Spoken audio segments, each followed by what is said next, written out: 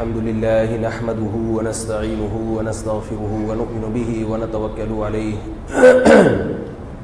اس کی آواز تھوڑی سی بڑھا دیں.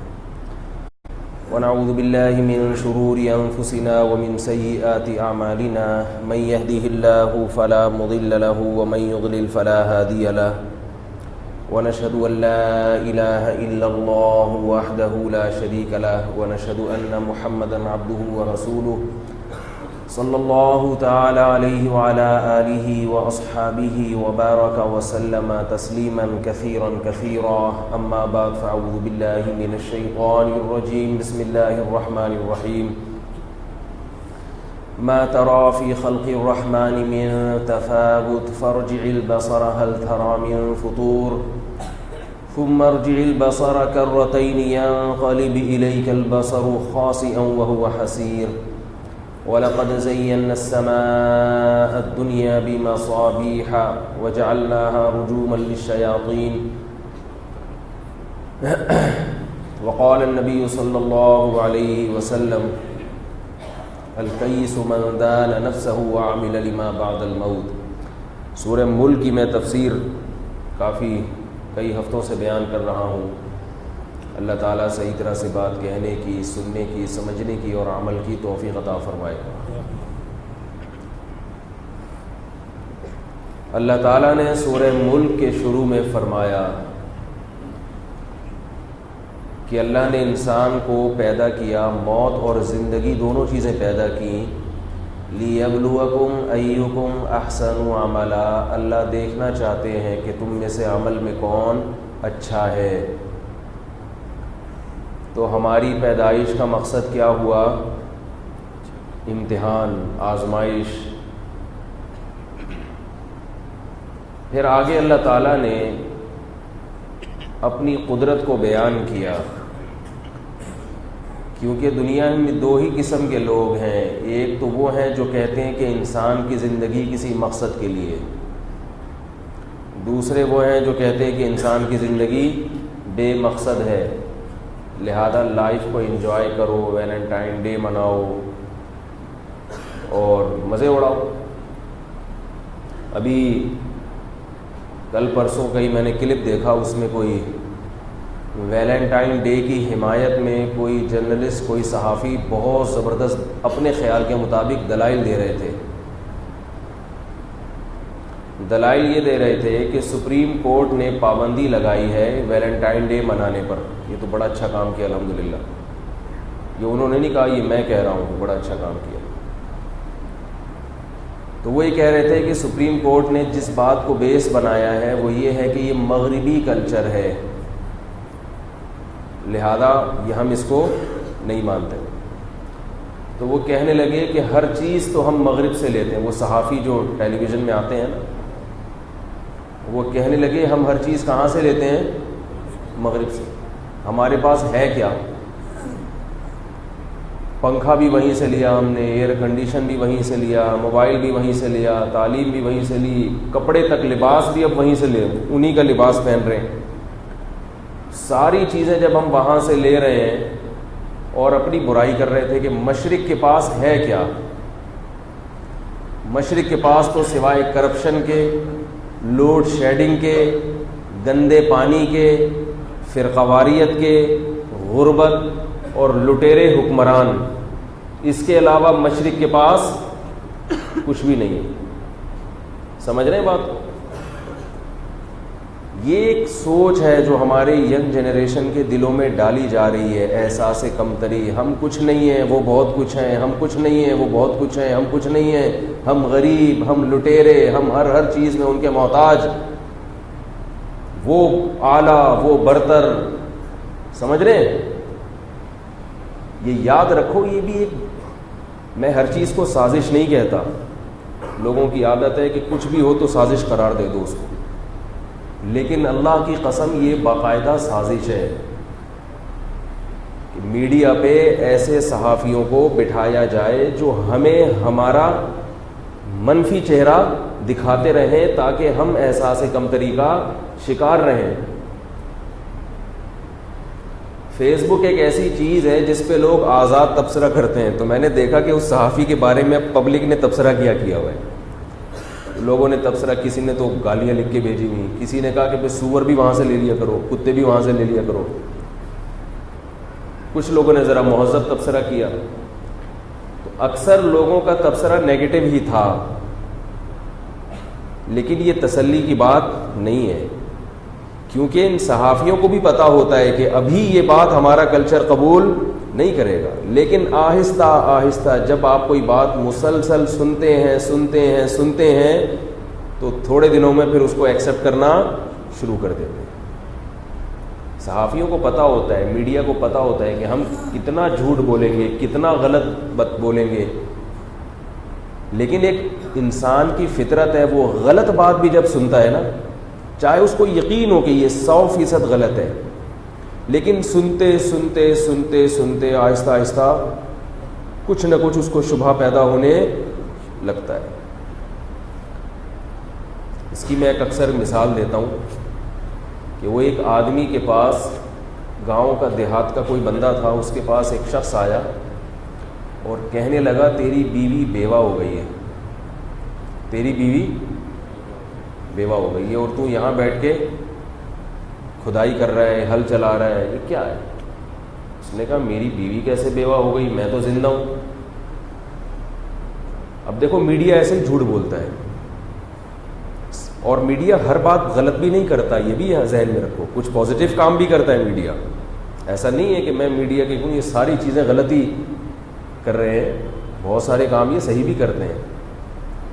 صحیح کام کو لے لو, غلط چیز سے کبھی بھی متاثر نہ ہو.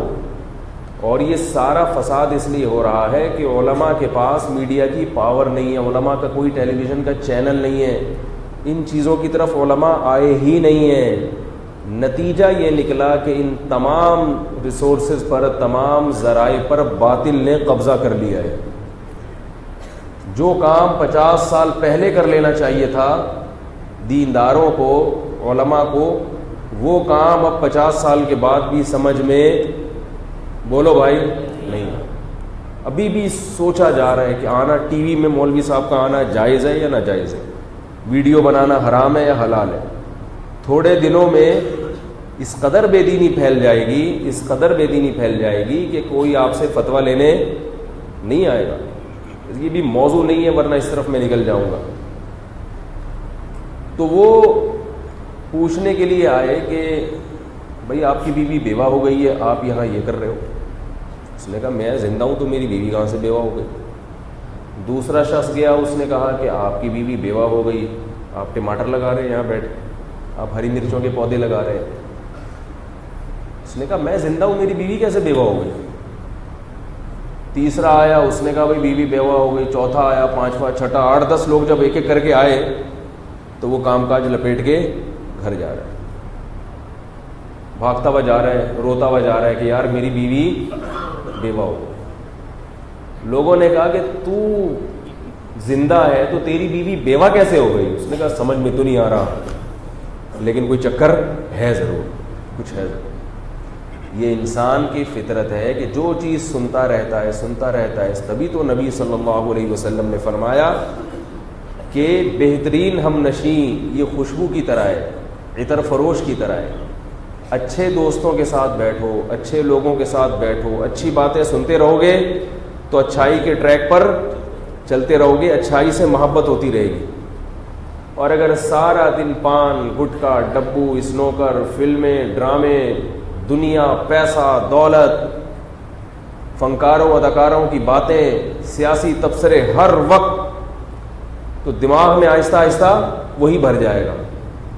پھر دل میں نور پیدا نہیں ہوگا اللہ کی معرفت کا, اللہ کی محبت کا. نظریات بھی خراب ہو جائیں گے, سوچ بھی خراب, اور آہستہ آہستہ اعمال بھی خراب ہو جائیں گے. میرے پاس ایسے ایسے کیسز آتے ہیں کہ رونگٹے کانپ جاتے ہیں کہ ایسا بھی دنیا میں ہو سکتا ہے.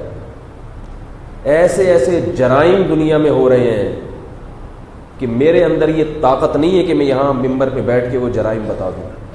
جرم کرنے والا بعض دفعہ توبہ کر لیتا ہے تو آ کے بتا دیتا ہے کہ مجھ سے یہ ہوا حیران ہوتا ہوں کہ ایسا کیسے ہو سکتا ہے, کوئی انسان ایسا جرم کیسے کر سکتا ہے. لیکن اس سے سبق کیا ملتا ہے کہ بری صحبت ایسے مقام پر انسان کو پہنچا دیتی ہے جہاں ایک عام آدمی تصور بھی نہیں کر سکتا, سوچ بھی نہیں سکتا. اس لیے علماء کی باتیں سنا کریں, علماء کے پاس بیٹھا کریں, کتابیں اچھی پڑھا کریں, تاکہ دل میں اللہ کی معرفت کے اور اچھائی کے پودے پیدا ہونا. دیکھو سارا دن اگر جمعداروں کے ساتھ رہو گے, بھنگیوں کے ساتھ رہو گے, تو نتیجہ کیا نکلے گا؟ صفائی سے آہستہ آہستہ محبت ختم. صاف ستھرے لوگوں کے ساتھ رہو گے تو ان کو دیکھ دیکھ کے دل چلے گا ہم بھی صاف ستھرے ہو جائیں. تو ایسے ہی اعمال کی صفائی بھی ہے. برے عمل کے ساتھ رہو گے تو برائی کی جذبہ پیدا ہوگا, اچھے عمل والے کے ساتھ رہو گے تو اچھائی کا جذبہ پیدا ہوگا. تو میں وہ جلدی سے بات مکمل کر لوں. تو جیسے اس کو یہ وہم ہو گیا نا, تو ایسے ہی میڈیا پہ اس طرح کے صحافی جو ضرورت سے زیادہ لبرل ہیں, وہ ویلنٹائن ڈے کی حمایت میں کہ محبت کا دن ہے, محبت کے اظہار پر کون پابندی لگا سکتا ہے, اور ہر چیز ہم مغرب سے لے رہے ہیں, ہر چیز ان سے لے رہے ہیں, تو ویلنٹائن ڈے بھی اگر ان سے لے لیا تو کیا ہو گیا؟ نہیں یاری میرا خیال ہے. تو اللہ کے بندو, اگر ہر چیز ان سے لینی ہے تو پھر خنزیر کا گوشت بھی کھایا کرو. اولڈ ہاؤس بنا دو بوڑھے ماں باپ کو اس میں جمع کرانے کے لیے. نکاح کا رواج معاشرے سے ختم کر دو. گورے تو نہیں کرتے. ولد الزنا, بچوں کی پیدائش وہاں بہت زیادہ ہے, باپ کا نہیں پتہ چلتا. یہی کلچر کو فروغ دو, پھر اپنی بہنوں کو, اپنی بیٹیوں کو گھروں سے نکال دو. یہ نکاح کے لیے مارے مارے پھرنا. کبھی کسی گورے کو دیکھا مارا مارا پھر رہا ہوں, میری سسٹر کی شادی نہیں ہو رہی, پادری کے پاس گیا ہو کہ کوئی استخارہ نکال دیں.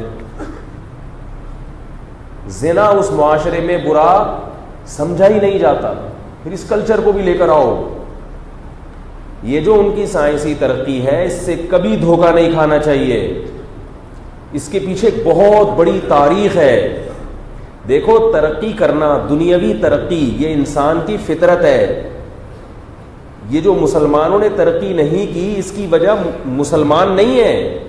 اس کی وجہ یہ کہ جب ایک مرتبہ آپ غلام بن جاتے ہیں, آپ کی ذہانت, آپ کی تعلیم, آپ کی ہر چیز کو آپ کا مالک کیش کراتا ہے پھر. ورنہ ہم بھی وہی روٹی کھاتے ہیں, بلکہ ہماری خوراکیں ان سے زیادہ اچھی ہیں, ہماری دماغی صلاحیتیں ان سے زیادہ اچھی ہیں. دارالعلوم دیوبند میں ایک انگریز آیا, اس نے چٹائی پر بیٹھ کر مدرسے کے جو طلبہ پڑھ رہے تھے, اس نے تھوڑا سا ان سے امتحان لیا, کیا پڑھ رہے ہیں, ان کی سوچ کیا ہے, ڈیبیٹ کیسے کرتے ہیں. اس نے کہا کہ یہ سوکھی روٹیاں کھانے والے اس مدرسے سے فارغ ہو کر ایسے ان کے اندر جو صلاحیت ہوتی ہے وہ آکسفورڈ یونیورسٹی سے پڑھنے والے جو پڑھ کر نکلتے ہیں نا, ان سے زیادہ ان کے اندر صلاحیت ہوتی ہے. آپ مسلمانوں کا ماضی اٹھا کے دیکھیں, بڑے بڑے علامے پیدا ہوئے ہیں, بڑے بڑے لوگ پیدا ہوئے ہیں, ہر فیلڈ میں مہارت. لیکن ایک سازش کے تحت, ایک باقاعدہ پلان کے تحت, جب مسلمانوں کی خلافتیں ختم ہو گئیں, خلافت عثمانیہ کا خاتمہ ہو گیا, ہماری حکومت تھی ہندوستان پہ, اس کا خاتمہ ہو گیا. آپ اگر ہندوستان کا ماضی اٹھا کے دیکھیں, جب گورا ہندوستان آیا تو وہ ہندوستان کو برطانیہ سے زیادہ اچھا سمجھتا تھا. اگر برطانیہ زیادہ ترقی پہ ہوتا اس وقت تو گورے کو ہندوستان پہ قبضہ کرنے کی کیا ضرورت تھی. اس کو پتا تھا کہ یہاں سونے کے نوالے ملیں گے مجھے, یہ لوگ مجھ سے زیادہ ترقی یافتہ ہیں. اس وقت مسلمانوں کے جو بحری جہاز تھے, ان بحری جہازوں پر انگلینڈ نے پابندی لگا دی تھی. اس لیے لگائی تھی کہ ان بحری جہازوں کو اگر کسی نے دیکھ لیا تو دنیا کے جو بڑے بڑے بحری جہاز کے تاجر ہیں وہ ہمارا مال خریدنا بند کر دیں گے, یہ ہندوستان کی بحری جہاز خریدیں گے. لوہے کی صنعت ہے, ہیرے کی صنعت ہے, گولڈ کی صنعت ہے. یہ تو ایک پوری سازش ہوئی ہے, پورا ایک نظام ہے, ایک سودی نظام. یہودی نے دماغ استعمال کیا کہ اس کے پاس پیسہ نہیں ہے تو سونے سے, گولڈ سے لوگوں کو ہٹاؤ اور کرنسی پہ لے آؤ, نوٹ چھاپنا شروع کر دو. بڑی لمبی, یہ تو پوری ایک موضوع ہے مستقل. تو ظاہر ہے جب سارے ریسورسز پر انہوں نے قبضہ کر لیا, اس میں جھوٹ بھی تھا, اس میں دھوکہ بھی تھا, اس میں بددیانتی بھی تھی, اس میں ظلم بھی تھا, ہندوستان پہ انگریز نے جو قبضہ کیا ہے تو کوئی ایسے نہیں کر لیا کہ بڑے آرام سے بیٹھ گیا. اس نے لاکھوں مسلمانوں کو قتل کیا ہے, لاکھوں کو موت کی گھاٹ اتارا ہے, بڑا خون بہایا ہے مسلمانوں کا, انسانوں کا, مسلمانوں کا کیا انسانوں کا خون بہایا ہے. تو یہ جو ترقی ترقی کے نعرے لگائے جاتے ہیں نا, ترقی انسان کی فطرت ہے. کسی کو بھی آزاد چھوڑ دو, وہ آگے بڑھنے کی کوشش خود بخود کرے گا, لیکن آزاد چھوڑا جائے اس کو. ہمارا جو تعلیمی نظام ہے, ایسا نظام, غلط نظام ہمارے اوپر مسلط ہے کہ اس میں ہم اچھے ملازم تو بن سکتے ہیں, اچھے نوکر تو بن سکتے ہیں, ہم اچھے سائنٹسٹ نہیں بن سکتے. یہ جو ہمارے ہاں اس نظام تعلیم کے باوجود کچھ اچھے لوگ نکل آتے ہیں, یہ ان کی اپنی خودآگاہ صلاحیتیں ہیں, ورنہ نظام تعلیم ہمیں اچھا بننے, ہمارے ہاں وہ تھکے ہوئے نظریات پڑھائے جا رہے ہیں جن کو وہ مسترد کر چکے ہیں. یہ ڈاروین کا جو نظریہ ہے نا, وہ اس کو ریجیکٹ کر چکے ہیں. یہ سڑا ہوا نظریہ کہ انسان بندر سے انسان بنائے, یہ سڑا ہوا نظریہ ہماری لمز کی یونیورسٹی میں پڑھایا جا رہا ہے. نہیں آ رہی میرا غلط بات, یہ قوم ترقی کرے گی. پھر دوسری ترقی نہ کرنے کی وجہ ہماری زبان تبدیل کر دی گئی. دنیا میں ہر ترقی یافتہ قوم اپنی مادری زبان میں علم حاصل کرتی ہے. انسان کی جو مدر لینگویج ہے, مادری زبان ہے, اس کا کوئی آلٹرنیٹ ہو ہی نہیں سکتا. ہمارے ایک رشتے دار امریکہ میں رہے, 20-30 سال گوروں کے ساتھ گزارے, کہتے ہیں آج بھی انگریزی بولتا ہوں تو گورے میری انگلش پہ ہنستے ہیں, کیونکہ جو 15-16 سال کا جو وقت گزار لیا نا والدین کے ساتھ, اس وقت جو زبان آپ کی زبان پہ چڑھ گئی, جو لینگویج آپ کی زبان پہ آ گئی, اب آپ کچھ بھی سیکھیں گے تو وہ زبان آپ جیسی بول سکتے ہیں, کوئی دوسری زبان. تو اب تعلیم کا کیا حشر ہے, لینگویج جو ہم زبان سیکھ رہے ہیں وہ انگریزی ہے. اب بچے کو انگریزی سیکھنے میں اتنا ٹائم لگتا ہے کہ اس کی جو سیکھنے کی عمر ہے وہ زبان سیکھنے میں نکل جاتی ہے.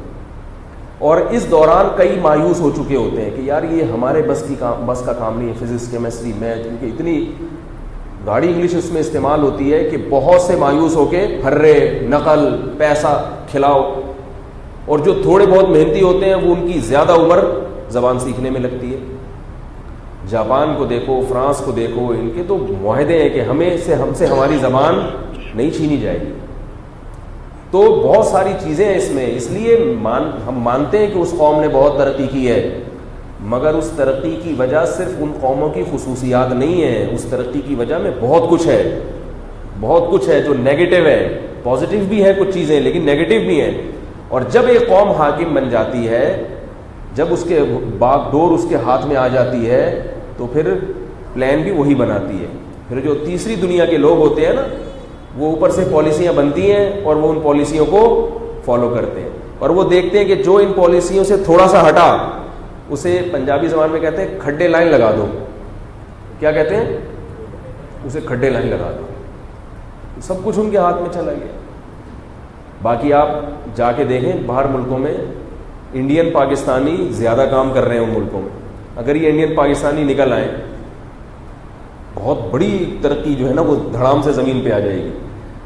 تو خیر, تو میں یہ عرض کر رہا تھا ان سے بار بار, میں تو بیان میں یہ چیز کہتا ہوں نا, انہوں نے ترقی, دنیا تو کسی سے بھی لی جا سکتی ہے. دیکھو ایک مولوی صاحب کی گاڑی اگر خراب ہو جائے, میری گاڑی کبھی خراب ہوتی ہے تو میں میکینک کے پاس لے کے جاتا ہوں. اب میں یہ کہوں کہ میکینک کا جو کلچر ہے میں وہ لوں گا, کیونکہ وہ مجھ سے زیادہ پڑھا لکھا ہے, اس کو پتہ ہے کہ گاڑی میں کیا کیا اس کی لیکیج جو ہے نا, اس کے کہاں سے ختم ہوگی, اور جو ہے پیٹرول ایوریج کو کیسے مینٹین کیا جائے گا. یہ بڑا پڑھا لکھا ہے, میں کیا ہوں, میں تو جاہل ہوں. مجھے گوشت چاہیے تو میں, ابھی آج میرا مرغا جو تھا نا, مرغا, میں نے مرغے کو چند دن گوشت کھلا دیا. میں نے مرغیاں بھی پالی ہوئی ہیں, تو مرغے کو میں نے پروٹین تاکہ پورے ہو جائیں گوشت کھلا دیا. مجھے تجربہ نہیں تھا, اب تجربہ ہو گیا, وہ کاٹنا شروع کر دیا. اس کو 6 مہینے میں نے گوشت بند کرایا, مگر اس نے کاٹنا ختم نہیں کیا. مجھے وہ مرغا بڑا پسند تھا وہ, کیونکہ ہم نے کھلا پلا کے اس کو جوان کیا تھا, خوب مستنڈا بنا دیا تھا اس کو. ابھی جوانی کی دہلیز پہ نیا نیا قدم رکھا تھا اس نے, عیاشی کی عمر ابھی شروع ہوئی تھی اس کی. لیکن اس نے ساتھ ساتھ بدماشی بھی شروع کر دی, دہشت گردی کھلی. اب جب بھی جاؤ وہ حملہ کر رہا ہے, پنجوں سے بھی کاٹ رہا ہے, تو ہم ڈنڈا لے کے جا رہے ہیں. اب ایک بڑی مصیبت. تو پھر بالآخر جب میں نے کہا کہ یہ تو اب 6 مہینے گوشت بند کرا کے دیکھ لیا, جب ایک دفعہ وہ آتا ہے نا گوشت پہ کاٹنا شروع کرتا ہے, پھر وہ رپورٹ یہ ہے کہ وہ سیٹ نہیں ہوتا. پھر ہم نے کہا اس کا علاج یہی ہے کہ یہ ہمیں کاٹ رہا ہے, اب ہم اس کو کاٹ رہے ہیں. اب دیکھو میں کتنا محتاج ہوں غیروں کا. اس میں مرغا پکڑنے کے لیے مسجد کے خادم کو لے کر گیا کہ یار ہم سے نہیں پکڑا جا رہا بھائی, وہ ہمیں تو بچانا مشکل ہے اپنے آپ کو. آپ گاؤں کے دیہات کے ہو, اس فیلڈ میں آپ کیا ہو, ہم تو بھاگ رہے ہوں گے یوٹیوب پہ کلپ بنا کے ڈال دیں, سب مرغے کے پیچھے بھاگ رہے ہیں. پھر ذبح تو چلو کر دیں گے, اس کا گوشت بنانا ہم کو نہیں آتا. پھر ہم محتاج ہیں قصائی کے, اس کے پاس لے گیا. میں نے کہا یہ بلا دے یار, کہہ رہا 150 روپے لوں گا. میں نے کہا 100 روپے دوں گا تجھے. ویسے تو میں نے کہا 50 کا کام ہے, لیکن ابھی ٹائم نہیں ہے تیرے سے الجھنے کا, تو 100 روپے لے لے اور اس کی بوٹیاں بنا کے دے. تو وہ جناب پھر اب ہم کس کے محتاج ہیں؟ قصائی. ایک ایک چیز میں انسان دوسرے انسانوں کا محتاج ہے. پھر اس نے کھال اتاری. اب ہم گھر پر آئے, پکانے میں ہم گھر والوں کے محتاج ہیں. ابھی وہ مرغا دے کر آئے ہوں گھر والوں کو کہ بیان کے بعد تیار ہونا چاہیے. اور دیسی مرغے کی بات ہی کچھ اور ہے. آدھا گھنٹہ, کم از کم 20 منٹ 25 منٹ لگے اس کی کھال اتارنے میں. میں 20 منٹ کے بعد آیا قصائی سے, میں نے کہا یار یہ بکرا تو نہیں ہے؟ کہہ رہے بھائی بہت مشکل ہے کھال اتارنا.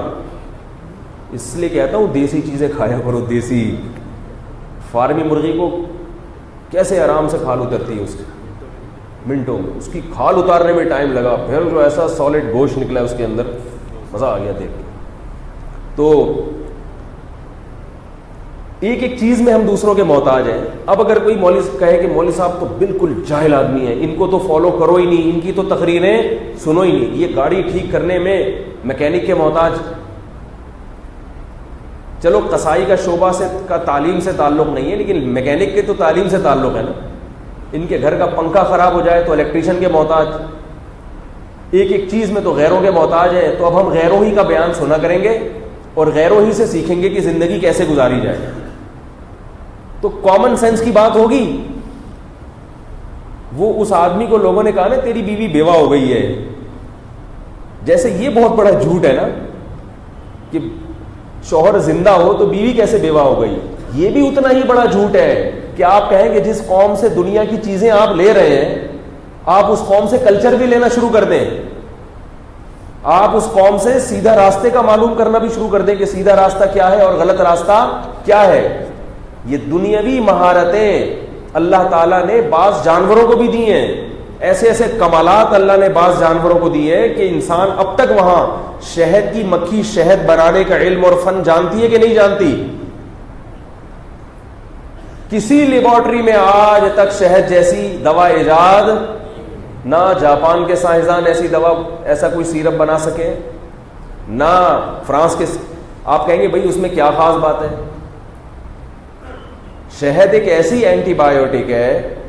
دیکھو آپ جتنی بھی انسان کی بنی ہوئی اینٹی بایوٹک کھاتے ہیں وہ جراثیم کش دوائیں ہیں, وہ آپ کے جسم میں حیات کے خلاف ہیں. اس کا کام ہے جسم سے حیات کو, زندگی جہاں بھی نظر آئے گی وہ زہر ہے, اس زندگی کو وہ کیا کرے گی, ختم کر دے گی. اینٹی بایوٹک کا یہ کام. تبھی زیادہ کھاؤ تو خود ہی مر جاؤ گے. وہ تو ہم اتنی تھوڑی سی کھاتے ہیں کہ اندر جراثیم مر جاتے ہیں. جیسے ہم کھٹمل کا اسپرے کرتے ہیں نا, تو آدمی تھوڑی مرتا ہے اس سے, کھٹمل مر جاتے ہیں. لیکن وہ اسپرے اگر زیادہ کر دو اور پینا شروع کر دو خود ہی, تو خود بھی مر جاؤ گے. تو اینٹی بایوٹک کیا کرتی ہے آپ کے جسم میں جا کے, آپ کے جسم سے زندگی کو ختم کرتی ہے. جہاں بھی اسے حیات, وہ زہر ہے. اس کا فائدہ یہ ہوتا ہے کہ آپ کی جو بیماری کے جراثیم تھے وہ بھی, بولو بھائی آپ کے تو نہیں, آپ کے تو ابھی فی الحال جراثیم نہیں ہے نا بیماری کے, تو جو بیماری کے جراثیم ہوتے ہیں وہ جراثیم کیا ہو جاتے ہیں, ختم, آپ ٹھیک ٹھاک ہو جاتے ہیں. لیکن ساتھ میں وہ ایک نقصان یہ کر رہی ہوتی ہے کہ جو جراثیم آپ کی صحت کے لیے ضروری ہیں, پورا جسم میں ایک عجیب نظام ہے جراثیم. ہر وقت ہمارے جسم میں ایسے جنگ ہو رہی ہے, کوئی جیسے انڈیا پاکستان کے بارڈر پہ اگر لڑائی شروع ہو جائے نا, دونوں طرف سے گولہ باری اور توپیں 24 گھنٹے. تو ایسے ہماری باڈی میں ہر وقت لڑائی ہو رہی ہے. باہر سے جراثیم ہر وقت حملہ کر رہے ہیں ہمیں بیمار کرنے کے لیے, ہمارا گوشت خراب کرنے کے لیے, اور اندر کے جراثیم ہر وقت ان کے خلاف 24 گھنٹے. یہی وجہ ہے کہ جیسے ہی انسان کی ڈیتھ ہوتی ہے, مرتا ہے, فوراً جسم گلنا, یہ سڑنا کیوں شروع ہو جاتا ہے؟ اس لیے کہ جو باہر کے جراثیم حملہ کر رہے تھے نا ہمیں خراب کرنے کے لیے, اندر کے جراثیم نے اب ان کا مقابلہ کرنا چھوڑ دیا, انہوں نے ہتھیار ڈال دیے. 2 گھنٹے کے اندر لاش میں سے بدبو آنا شروع, 2 گھنٹے کے. تو جب سے بچہ ماں کے پیٹ میں بنتا ہے اس وقت سے جراثیم کی فائٹ دے مار 4.5. یہ بڑی ٹائٹ لڑائی ہوتی ہے ہر وقت. کبھی وہ غالب آتے ہیں, کبھی یہ غالب آتے ہیں. اور غالب یہ جو ہمارے جراثیم جب باہر والے جراثیم پہ غالب آتے ہیں تو اپنے آپ کو پھر اور طاقتور بناتے ہیں, پھر یہ مینج کرتے ہیں اپنے آپ کو. اس لیے یہ میڈیکل سائنس کا علم بڑا دلچسپ, بڑا پیچیدہ. ڈاکٹر کہتے ہیں کہ جس بچے کو بچپن میں بخار زیادہ ہوا ہو لیکن اس نے اینٹی بایوٹک نہ کھائی ہو تو پھر اس کو جوانی میں بخار نہیں ہوتا. کیوں؟ وہ جو بخار کے خلاف جراثیم ہے نا وہ لڑ کے اتنے ماہر ہو چکے ہوتے ہیں کہ ان کو بخار کے جراثیم سے مقابلہ کرنا آ جاتا ہے. اب جہاں بخار کا کوئی جرثوم آیا وہ پٹاخ کر کے اسے دبا لیتے ہیں. جیسے دشمن جس سے آپ لڑتے رہے نا تو پھر اس سے نہیں ڈرتے. کیا خیال ہے؟ ماہر ہو جاتے ہیں. تو ایسا عجیب نظام ہے. تو اب کیا کرتی ہے یہ جو عام اینٹی بایوٹک ہے یہ ہماری باڈی میں جائے گی, یہ زہر ہے, یہ ہر قسم کے جراثیم کو ختم. آپ کی فائدے کے جو جراثیم تھے وہ بھی مر جاتے ہیں. کہتے ہیں یار ہمیں کیوں مار رہا ہے بھائی, ہمیں کیوں مار رہا ہے؟ تو ہم کیا کہیں گے, بھائی زہر کھلانا ہے, اب گولی کو کیا پتا کہ کس کو مارنا ہے اور کس کو نہیں مارنا. جب دھماکہ ہوگا تو سب پھٹیں گے نا اس میں. بھائی جہاز سے بمباری ہو رہی ہے اور دونوں فوجیں آمنے سامنے کھڑے ہو کر لڑ رہی ہیں, تو دشمن کی فوج کو جب مارو گے تو اپنی فوج بھی خود بخود اس میں قتل ہوگی, یا تو دونوں کو الگ کر لو. تو اب ایسا تو کوئی گولی نہیں ہے کہ یہ والے جراثیم کو سائڈ پہ لگائے تم ذرا تھوڑا سا پیچھے جاؤ ہم ان کو مار رہے ہیں, ایسا نہیں ہوتا. ایسا کریں گے تو کوئی بھی نہیں آئے گا. اب تک کوئی ایسی اینٹی بایوٹک ایجاد نہیں ہوئی ہے. شہد واحد اینٹی بایوٹک ہے جو آپ کے جسم میں جا کے صرف نقصان دہ جراثیم کو مارے گی, اور جو جراثیم آپ کی صحت کے لیے مفید ہیں یہی نہیں کہ ان کو کچھ نہیں کہے گی بلکہ ان کو اور اسلحہ پرووائڈ کرے گی, ان کو اور زیادہ طاقتور کر دے گی. کیسے سمجھایا؟ کتنی عجیب بات ہے یہ کون سائنسدان ہے جو ایسی میڈیسن بنا رہا ہے, ایسا سیرپ بنا رہا ہے؟ شہد کی مکھی. تو اب آپ کو کہنا چاہیے کہ آپ شہد لینے میں, شہد جیسی اینٹی بایوٹک لینے میں شہد کے چونکہ محتاج ہیں, لہذا کلچر کس کا ہونا چاہیے؟ بولو بھائی, مکھیوں کا کلچر ہونا چاہیے. ان سے سیکھو, وہ ہم سے زیادہ پڑھی لکھی ہیں. ایک اشکال ہوگا اس پر کہ بھائی گوروں نے تو خود محنت کر کے یہاں تک پہنچے ہیں نا, مکھی کو تو قدرت نے سکھا دیا, لہذا مکھی کا اپنا کمال تو نہیں ہے, گوروں کا تو اپنا کمال ہے. اس کا جواب یہ کہ نتیجہ تو ایک ہی نکلا نا. یعنی کمال کی وجہ سے کسی کو فالو تھوڑی کیا جا رہا ہے, فالو تو اس لیے کیا جا رہا ہے اس کمال کے بعد رزلٹ کیا ہے. رزلٹ یہ کہ اس میں بھی کمالات پیدا ہو گئے جو کہ مکھی میں پہلے سے ایک کمال تھا. کچھ گاڈ گفٹڈ کمالات ہوتے ہیں, کچھ آپ کی اپنی محنت سے ہوتے ہیں. اس کی مثال ایسے ہے جیسے آپ کو لڑنے کے لیے ایک طاقتور آدمی چاہیے.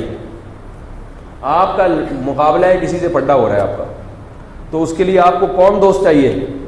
مولوی صاحب چاہیے. بھائی فائٹ کے لیے کیا چاہیے؟ ایک صحت مند آدمی. اب ایک صحت مند آپ کے پاس آیا, وہ باڈی بلڈنگ, وہ تھا بہت کمزور, لیکن باڈی بلڈنگ کر کے خوراکیں کھا کے بڑی محنت کی, بہت محنت کر کے بالآخر وہ کیا ہو گیا؟ پہلوان بن گیا. اور ایک تھا پٹھان, وہ گاڈ گفٹڈ, وہ پہلے سے ہی صحت مند تھا. ہمارے دارالفتہ میں ایک پٹھان تھا, جب ہم پڑھا کرتے تھے تو ہمیں وہ ایک صاحب آتے تھے اس کو کراٹے سکھانے کے. 2-4 دن ایسے ہی تھوڑی بہت ٹھیک ہم نے کیا, سیکھے بھی کہ نہیں کوئی خاص نہیں. تو وہ کراٹے ماہر تھا. تو ایک دن کیا ہوا ہے کہ اس نے پٹھان کو کراٹے سکھانا شروع کی, تو پٹھان نے کہا جاؤ ہم نہیں سیکھتا یہ. پٹھان تھا افغانی, اس نے کہا ہم نہیں سیکھتا یہ. اس نے بولا سیکھ لو کام آئے گا. اس نے کہا تمہارے کیا کام آئے؟ اس نے کہا میں ہر ایک سے لڑ سکتا ہوں. اس نے کہا مجھ سے لڑ کے دکھاؤ. اب اس نے یوں کیا نا, جب وہ ایک اپنی لات ماری ہے تو پٹھان نے یوں پکڑی ایسے کر کے.